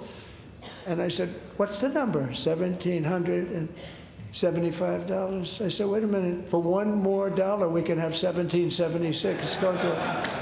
I said, we're going to figure that. I never asked anybody if we could afford it. $1 more. I said, $1,776. And I said, that's good. And I'll tell you what, our military, that was 4 months ago, our military, I never see a person in the military that doesn't thank me for it, so we're honored to do it. They deserve it. And we call it 1776. It was great. And we love our military. We love our law enforcement. We love our firemen. You know, the firemen don't get mentioned enough. We love our firemen. We're also...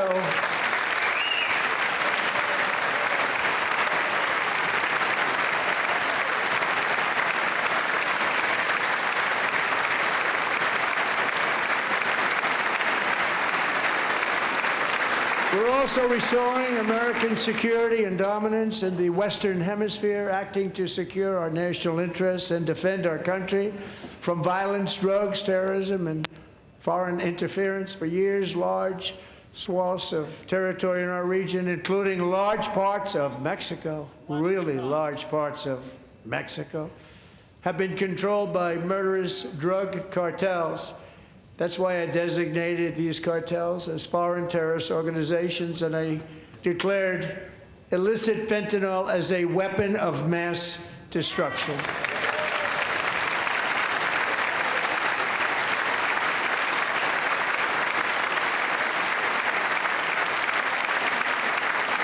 And with our new military campaign, we have stopped record amounts of drugs coming into our country and virtually stopped it completely coming in by water or sea. You probably noticed that.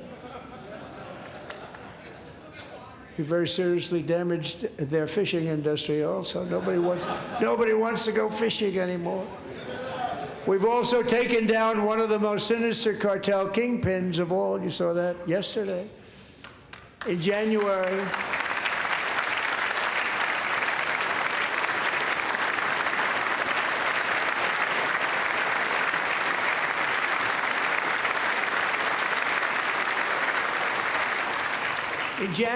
elite American warriors carried out one of the most complex, spectacular feats of military competence and power in world history. No one's seen anything like it. Foreign leaders, I won't tell you who, called me and they said, very impressive, very good.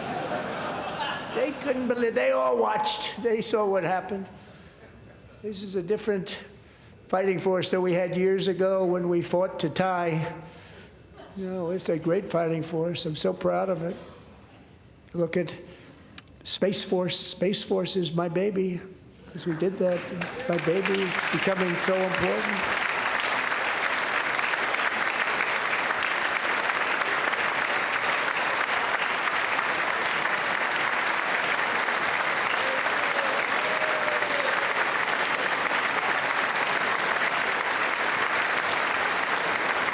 And America's armed forces overwhelmed all defenses and utterly defeated an enemy, good fighters, to end the reign of outlaw dictator Nicolas Maduro and bring him to face American justice.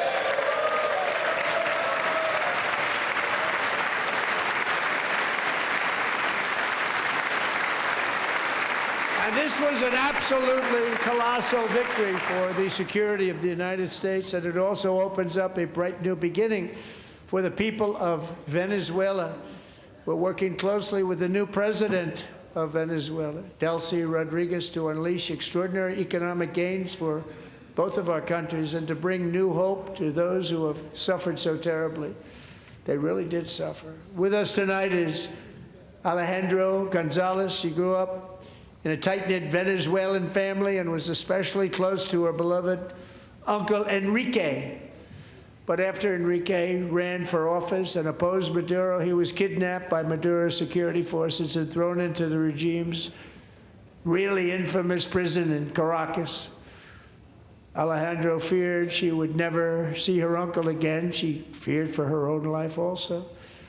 But since the raid, we have worked with the new leadership, and they have ordered the closure of that vile prison and released hundreds of political prisoners already, with more to come. Alejandro, I'm pleased to inform you that not only has your uncle been released, but he is here tonight. We brought him over to celebrate his freedom with you in person. Enrique, please come down.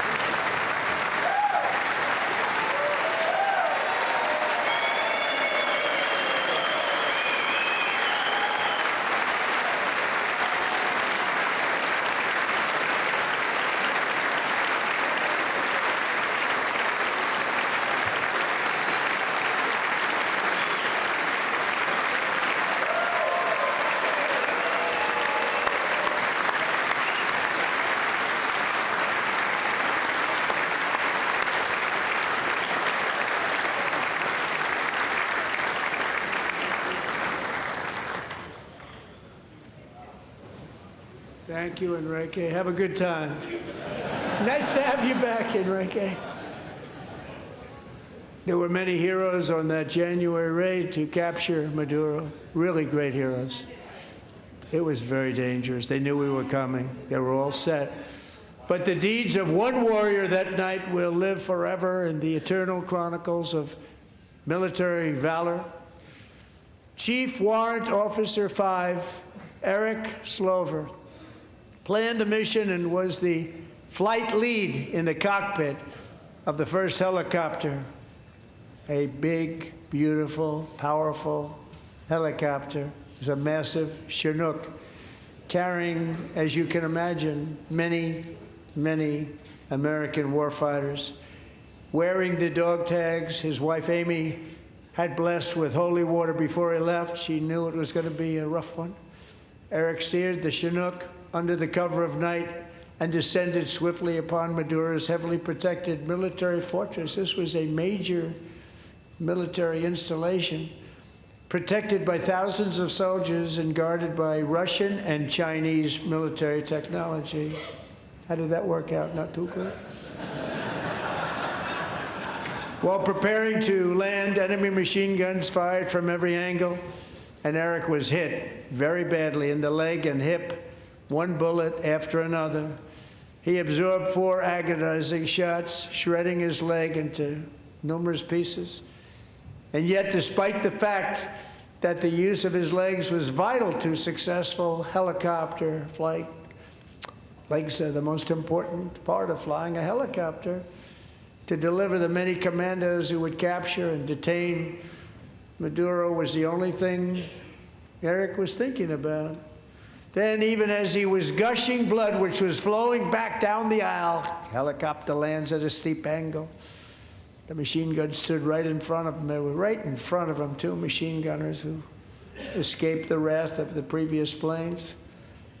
Eric maneuvered his helicopter with all of those lives and souls to face the enemy and let his gunners eliminate the threat. Turned the helicopter around so the gunners could take care of business, saving the lives of his fellow warriors from what could have been a catastrophic crash deep in enemy territory. Only after safely landing the helicopter with all the warriors aboard in the exact right spot, which was vital to the mission. We probably would have had to maybe cancel the mission if that didn't happen. Eric told his co-pilot, also wounded, but not as gravely, to take over. I'm about ready to pass out. The success of the entire mission and the lives of his fellow warriors hinge on Eric's ability to take the searing pain. It was unbelievable what's happened to his legs of the bullets and keep on flying and landing, and people knew what was happening. Everybody in the back of the helicopter knew because they saw the blood pouring down the aisle. Chief Warrant Officer Slover is still recovering from his serious wounds, but I'm thrilled to say that he is here tonight with his wife, Amy, Eric, and Amy. Come on in.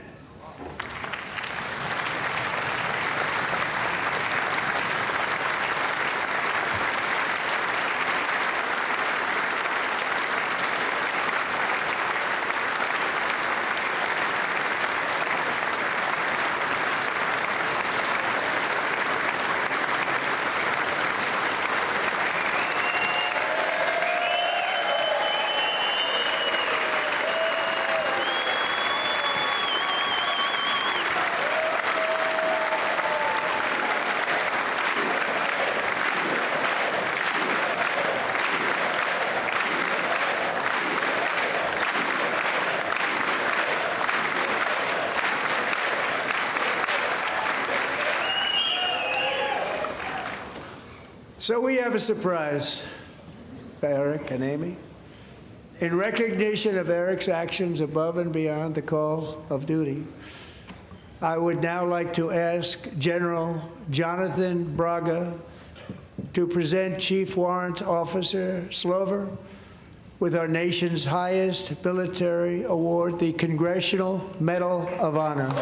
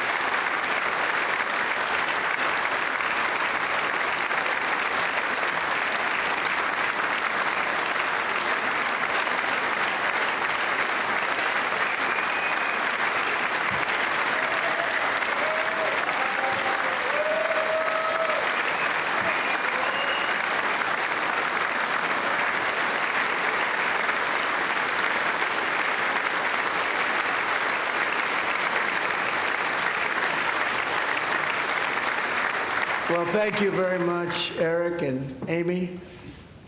Great to get to know you. I met with them and with a lot of their fellow warriors at Fort Bragg recently. You notice the name Fort Bragg. We have it back. We brought it back. We won the First World War with it, the Second World War with it, and then they decided to change the name. So we changed it back. Everybody wanted to change back, too. And 10 of Eric's fellow warriors from that incredible night of victory will also be receiving medals at a private ceremony that will soon be held at the White House. And Eric will be there. Thank you.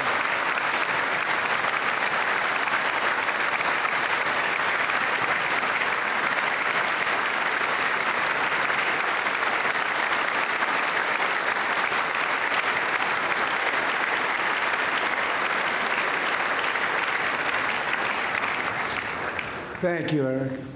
That's a big one. Tonight we've celebrated many truly extraordinary American patriots, but there is one last living legend to honor before we go. He is one more heroic American aviator, Navy fighter pilot. Royce Williams served in World War II, Korea, Vietnam, flying more than 220 missions. In the skies over Korea in 1952, Royce was in the dogfight of a lifetime, legendary dogfight. Flying through blizzard conditions, his squadron was ambushed by 7 Soviet fighter planes. It was his first aerial combat of the war, and despite being massively outnumbered and outgunned, Royce led the takedown of 4 enemy jets and almost destroyed the others, vanquishing his adversaries while taking 263 bullets to his own plane and being seriously hurt. His story was secret for over 50 years. He didn't even want to tell his wife, but the legend grew and grew. But tonight, at 100 years old, this brave Navy captain is finally getting the recognition he deserves. He was a legend long before this evening. Royce, please stand up, and I will ask the First Lady of the United States to present Captain Royce Williams with his Congressional Medal of Honor.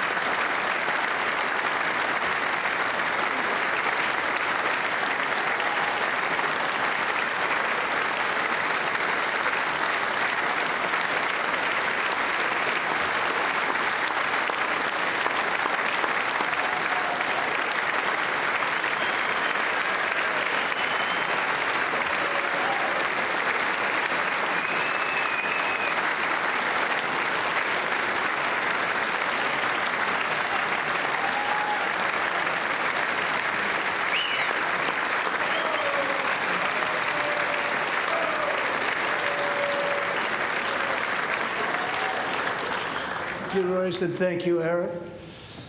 I've always wanted the Congressional Medal of Honor, but I was informed I'm not allowed to give it to myself, and I wouldn't know why I'd be taking it, but if they ever open up that law, I will be there with you someday. But you know, that's our highest honor, Congressional Medal of Honor, and that's a big thing, and it's an honor to be in the same room with you. Thank you both very much, Eric. Thank you.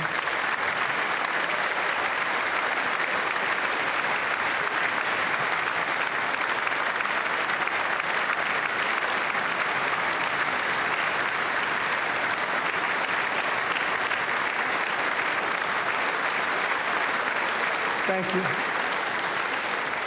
250 years is a long time in the life of a nation, but in another sense, it's really a mere moment in the eye of history. Two of the gentlemen we met in the gallery this evening took their first breaths 1 century ago, 100 years before that, on July 4th, 1826, the author of the Declaration of Independence, brilliant, Thomas Jefferson, drew his last breath. Just a single long human lifespan separates the giants who declared and won our independence from the heroes who stand among us tonight. Everything our nation has done, everything we have achieved, has been the work of those few great lifetimes. In those brief chapters, Americans built this nation from 13 humble colonies into the pinnacle of human civilization and human freedom, the strongest, wealthiest, most powerful, most successful nation in all of history. Americans ventured out across the daunting and dangerous continent. We carved paths through an unforgiving wilderness, settled a boundless frontier, and tamed the beautiful but very, very dangerous Wild West. From empty marshes and wide open plains, we raised up the world's greatest cities. Together, we mastered the world's mightiest industries and shattered history's monstrous tyrannies. And we liberated millions from the chains of fascism, communism, oppression, and terror. Americans lifted humanity into the skies on the wings of aluminum and steel. And then we launched mankind into the stars on rockets powered by sheer American will and unyielding American pride. We wired the globe with our ingenuity. We captivated the planet with American culture. And now we are pioneering the next great American breakthroughs that will change the entire world.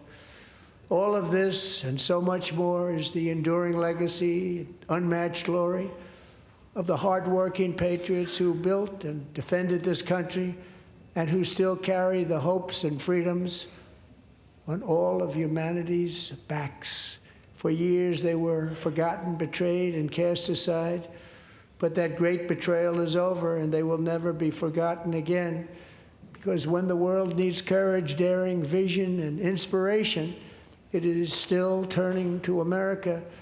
And when God needs a nation to work his miracles, he knows exactly who to ask. There is no challenge Americans cannot overcome, no frontier too vast for us to conquer, no dream too bold for us to chase, no horizon too distant for us to claim.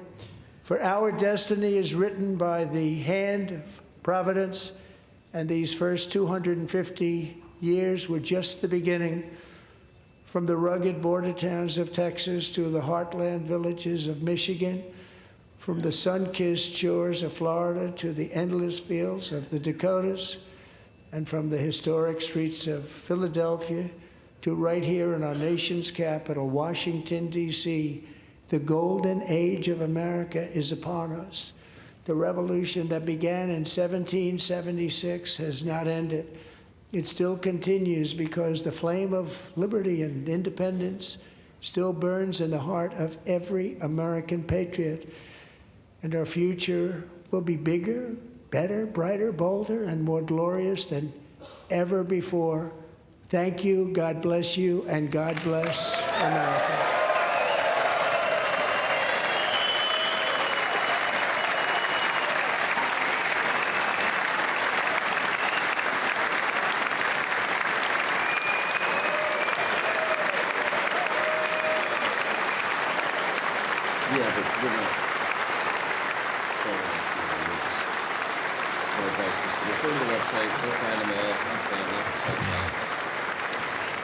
Ten 10:59 p.m. here on the East Coast, the first State of the Union address of Donald J. Trump's second term is in the books. You saw on the wide shot there, members rushing for the exits. If they hurry, they can maybe make it in front of the cameras and the iPhones in time for their local news and to get the reaction in.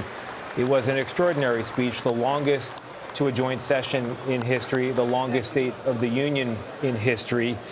In some ways, vintage Trump, combative, populist, historic for other reasons as well. The first part of the speech, all about the economy, an issue we know a lot of Americans want to hear about. He touts it, but he does so against the wall of negative opinion that we see in our polls. And then really all the energy of the speech, the heart of the speech, on culture issues through the middle. Immigration, gender, voter ID, and a line that wasn't in the script, but he ad-libbed.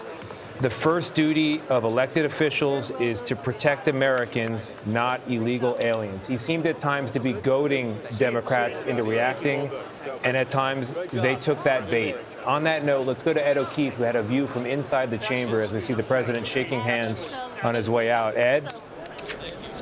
Tony, 1 hour, 47 minutes, 44 seconds from the president. Felt like a bit of a variety show at times as people came out of various doors here in the chamber to greet the audience, but it got ugly a few times in this deeply divided country. Perhaps no surprise there were visible displays of that divide here in the hall, most especially when the president discussed his ongoing push to remove undocumented immigrants and his new war on fraud, pronouncements that sparked fury among especially liberal Democrats here in the room. When he mentioned ongoing removal operations, for example, California Congresswoman Norma Torres held up a double-sided placard with the photos of Renee Good and Alex Preddy with the words premeditated murder underneath their face and names. They, of course, were killed by federal immigration agents during the Metro Surge operation in Minneapolis. Later, when they talked about fraud and accused, quote, Somali pirates of the fraud, Congresswoman Ilhan Omar of Minnesota shouted, "That's a lie. You're a liar." When he continued, when Rashida Tlaib of Michigan shouted, "You're killing Americans. You've killed Americans," the president stared them down as Republicans applauded. A reminder that he's bitterly divided with Democrats on that issue of immigration as he shakes hands here with a handful of the Republicans who stayed behind. The Democrats, Tony, cleared out as fast as they could. I was wondering who that was. We have Major here at the table. I want to bring the conversation back here to our group watching along. Major, you've seen a lot of these, I think, more than any of us. What stood out to you? Well, look, before the speech, many Republicans said one of the priorities for the president was to make sure Americans after this speech had a sense that the opposition party was off the rails, was crazy, their terminology, not mine. Many of the contrasts the president articulated tonight were to drive that message forward, that not only do I disagree with the opposition party sitting before me in Congress, but I disagree with them so strongly, and they with me so much, that they can't even applaud basic common sense thing. And that line that you mentioned, that he added to the speech, whether it was ad-libbed or not, the first obligation, American citizens versus illegal aliens, was meant to create a visual moment of perpetual contrast. It oversimplifies the issue dramatically. But if anyone has learned how to master that art, some call it a dark art in American presidential politics, it is Donald Trump, and that was on full display tonight. Bob, you spoke to the president before this speech. Now you've seen it in action. Was it what you were expecting? It was entirely who President Trump is, not just now, but going back to his first presidential campaign in 2016. Tonally defiant, blunt force politically on all of these issues, not so much making a speech, but a presentation and a recharacterization of the political reality, trying to put it in his fingerprints ahead of the midterms. And the joint session is officially over, and that'll do it nearly for us. We're going to fit in a short break. Coming up after the break, the Democratic response from Colonial Williamsburg, Virginia. You are watching CBS News. Stay with us.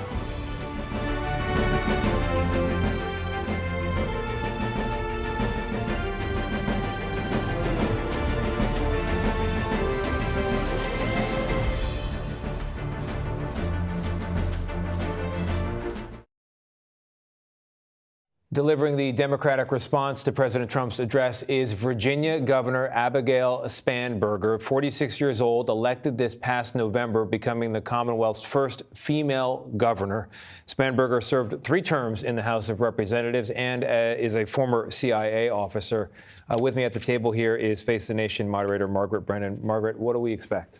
Well, Abigail Spanberger, as a congresswoman and now as governor, has been very much a moderate, campaigning strongly on energy prices, affordability, and in this special election, or in this period of time, this off-year election where she came to office, very much a focus here. You see her taking the podium. Good evening and welcome Famously to difficult historic job. Williamsburg. Let's listen in. We are gathered here in the chambers of the House of Burgesses. In 1705, the people of the Virginia colony gathered here to take on the extraordinary task of governing themselves. Before there was a Declaration of Independence, a Constitution, or a Bill of Rights, there were people in this room. The people who served here ultimately dreamed of what a new nation, unlike anything the world had ever seen, could be. The United States was founded on the idea that ordinary people could reject the unacceptable excesses of poor leadership, band together to demand better of their government, and create a nation that would be an example for the world. And this year, as we celebrate 250 years since America declared our independence from tyranny, I can think of no better place to speak to you as we reflect on the current state of our union. Tonight, as we watched our nation's lawmakers gather for a joint session of Congress, we did not hear the truth from our president. So let's speak plainly and honestly. And let me ask you, the American people watching at home, 3 questions. Is the president working to make life more affordable for you and your family? Is the president working to keep Americans safe both at home and abroad? Is the president working for you? As I campaigned for governor last year, I traveled to every corner of Virginia, and I heard the same pressing concern everywhere. Costs are too high in housing, healthcare, energy, and childcare. And I know these same conversations are being had all across this country. Because since this president took office last year, his reckless trade policies have forced American families to pay more than $1,700 each in tariff costs. Small businesses have suffered, farmers have suffered, some losing entire markets. Everyday Americans are paying the price. And even though the Supreme Court struck these tariffs down 4 days ago, the damage to us, the American people, has already been done. Meanwhile, the president is planning for new tariffs, another massive tax hike on you and your family. And Republicans in Congress, they remain unwilling to assert their constitutional authority to stop him. They're making your life harder. They're making your life more expensive. They're even making it more difficult to see a doctor. Rural health clinics in Virginia and across the country are already closing their doors thanks to the so-called One Big Beautiful Bill, championed by the president and Republicans in Congress. And tonight, the president celebrated this law, the one threatening rural hospitals, stripping health care from millions of Americans and driving up costs in energy and housing, all while cutting food programs for hungry kids. But here in Virginia, I am working with our state legislature to lower costs and make the Commonwealth more affordable. And it's not just me. Democrats across the country are laser focused on affordability in our nation's capital and in state capitals and communities across America. In the most innovative and exceptional nation in the history of the world, Americans deserve to know that their leaders are focused on addressing the problems that keep them up at night. Problems that dictate where you live, whether you can afford to start a business, or whether you have to skip a prescription in order to buy groceries. So I'll ask again, is the president working to make life more affordable for you and your family? We all know the answer is no. I grew up in a house of service. My mother was a nurse, and my father was a career law enforcement officer. I began my career by following in my father's footsteps as a federal agent, working money laundering and narcotics cases. I worked side by side with local and state police to keep our community safe and to uphold and enforce the law. Law enforcement officers across the country know that it is a unique responsibility to do the serious work of investigating crimes, comforting victims, and making arrests. It's about building trust, and that requires an abiding sense of duty and commitment to community. And yet, our president has sent poorly trained federal agents into our cities, where they have arrested and detained American citizens and people who aspire to be Americans. And they have done it without a warrant. They have ripped nursing mothers away from their babies. They have sent children, a little boy in a blue bunny hat, children to far-off detention centers, and they have killed American citizens in our streets. And they have done it all with their faces masked from accountability. Every minute spent sowing fear is a minute not spent investigating murders, crimes against children, or the criminals defrauding seniors of their life savings. Our president told us tonight that we are safer because these agents arrest mothers and detain children. Think about that. Our broken immigration system is something to be fixed, not an excuse for unaccountable agents to terrorize our communities.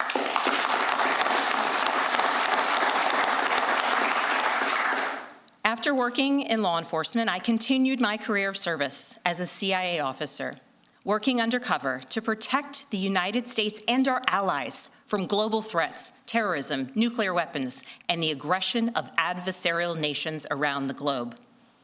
But as the president spoke of his perceived successes tonight, he continues to cede economic power and technological strength to Russia, bow down to China, bow down to a Russian dictator, and make plans for war with Iran.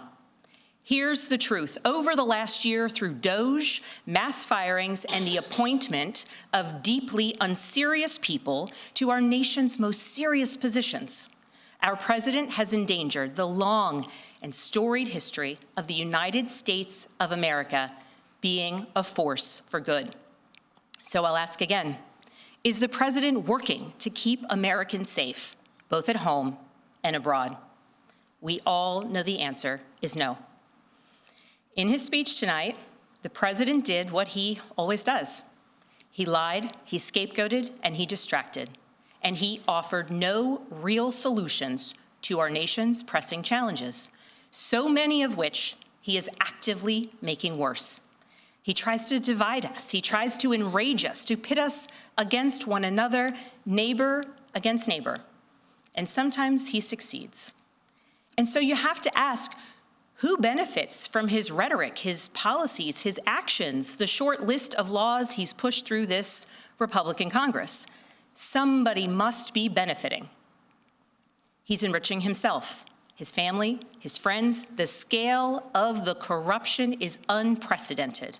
There's the cover-up of the Epstein files, the crypto scams, cozying up to foreign princes for airplanes and billionaires for ballrooms, putting his name and face on buildings all over our nation's capital.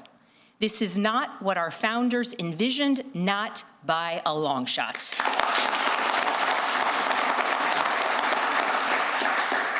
So I'll ask again, is the president working for you? We all know the answer is no.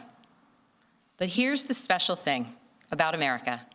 On our 250th anniversary, we know better than any nation what is possible when ordinary citizens, like those who once dreamed right here in this room, reject the unacceptable and demand more of their government. We see it in the determination of students organizing school walkouts all across the country, whose voices are becoming so powerful that the governor of Texas seeks to silence them.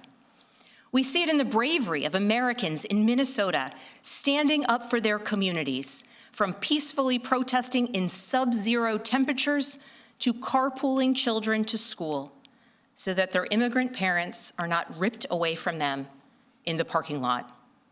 As a mother of 3 school-aged daughters, I am inspired by their bravery, but I am sickened that it is necessary. And Americans across the country are taking action. They are going to the ballot box to reject this chaos. With their votes, they are writing a new story, a more hopeful story. In November, I won my election by 15 points.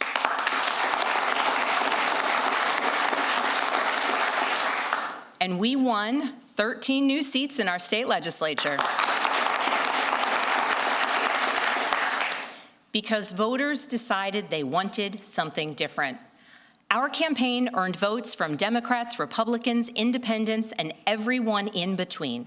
Because they knew as citizens they could demand more, that they could vote for what they believe matters, and that they didn't need to be constrained by a party or political affiliation. This is happening across the country. New Jersey elected Mikey Sherrill as governor in a double-digit victory.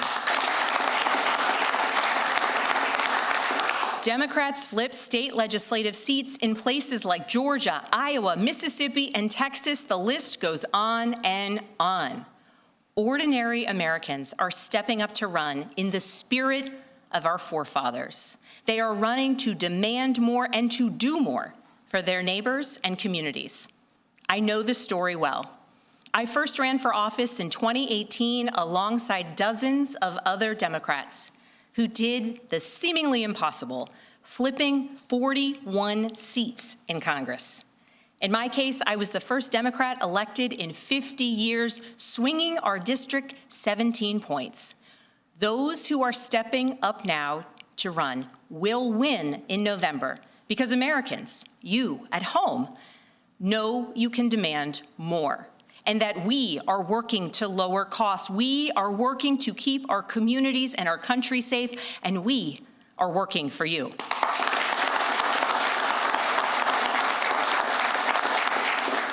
In his farewell address, George Washington warned us about the possibility of, quote, cunning, ambitious, and unprincipled men rising to power.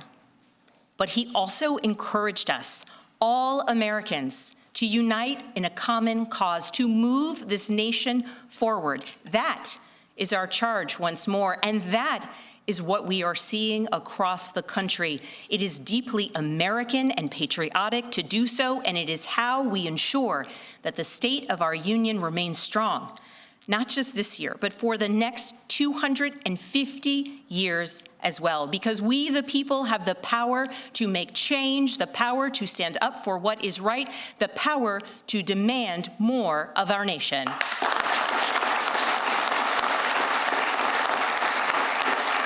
May God bless the Commonwealth of Virginia, and may God bless the United States of America.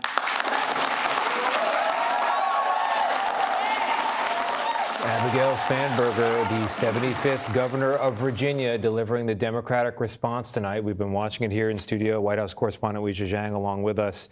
It's a difficult job. She's out of prime time. The president made sure of that. How'd she do?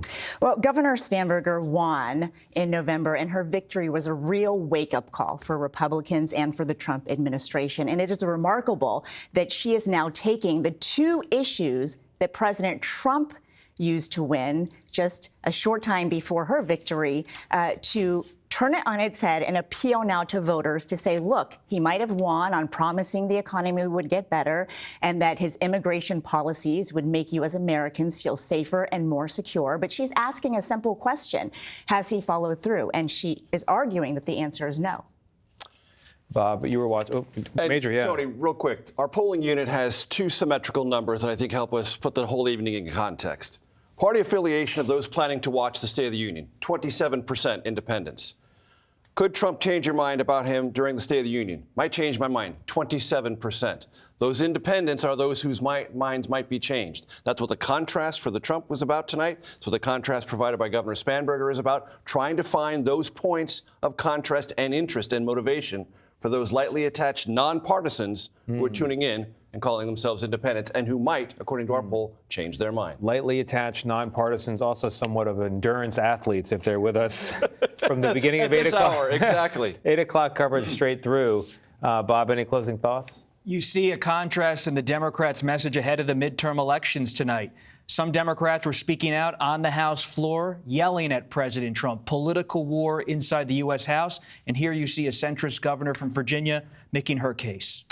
And one with a national security background, second year in a row that the Democrats chose a female to represent the party with a national security background, as the president ended his speech talking about some of the most lauded accomplishments in our recent military history. Yeah, it's an important punctuation point. Thank you for being so kind to an interloper from New York. And thank you to all of our viewers who stuck through us into this late evening. For all of us here at CBS News, that'll do it for our coverage. We'll continue right here on CBS News 24/7, and there will be more on your late local news. And of course, tomorrow on CBS Mornings. I'm Tony DeCopel. Good night.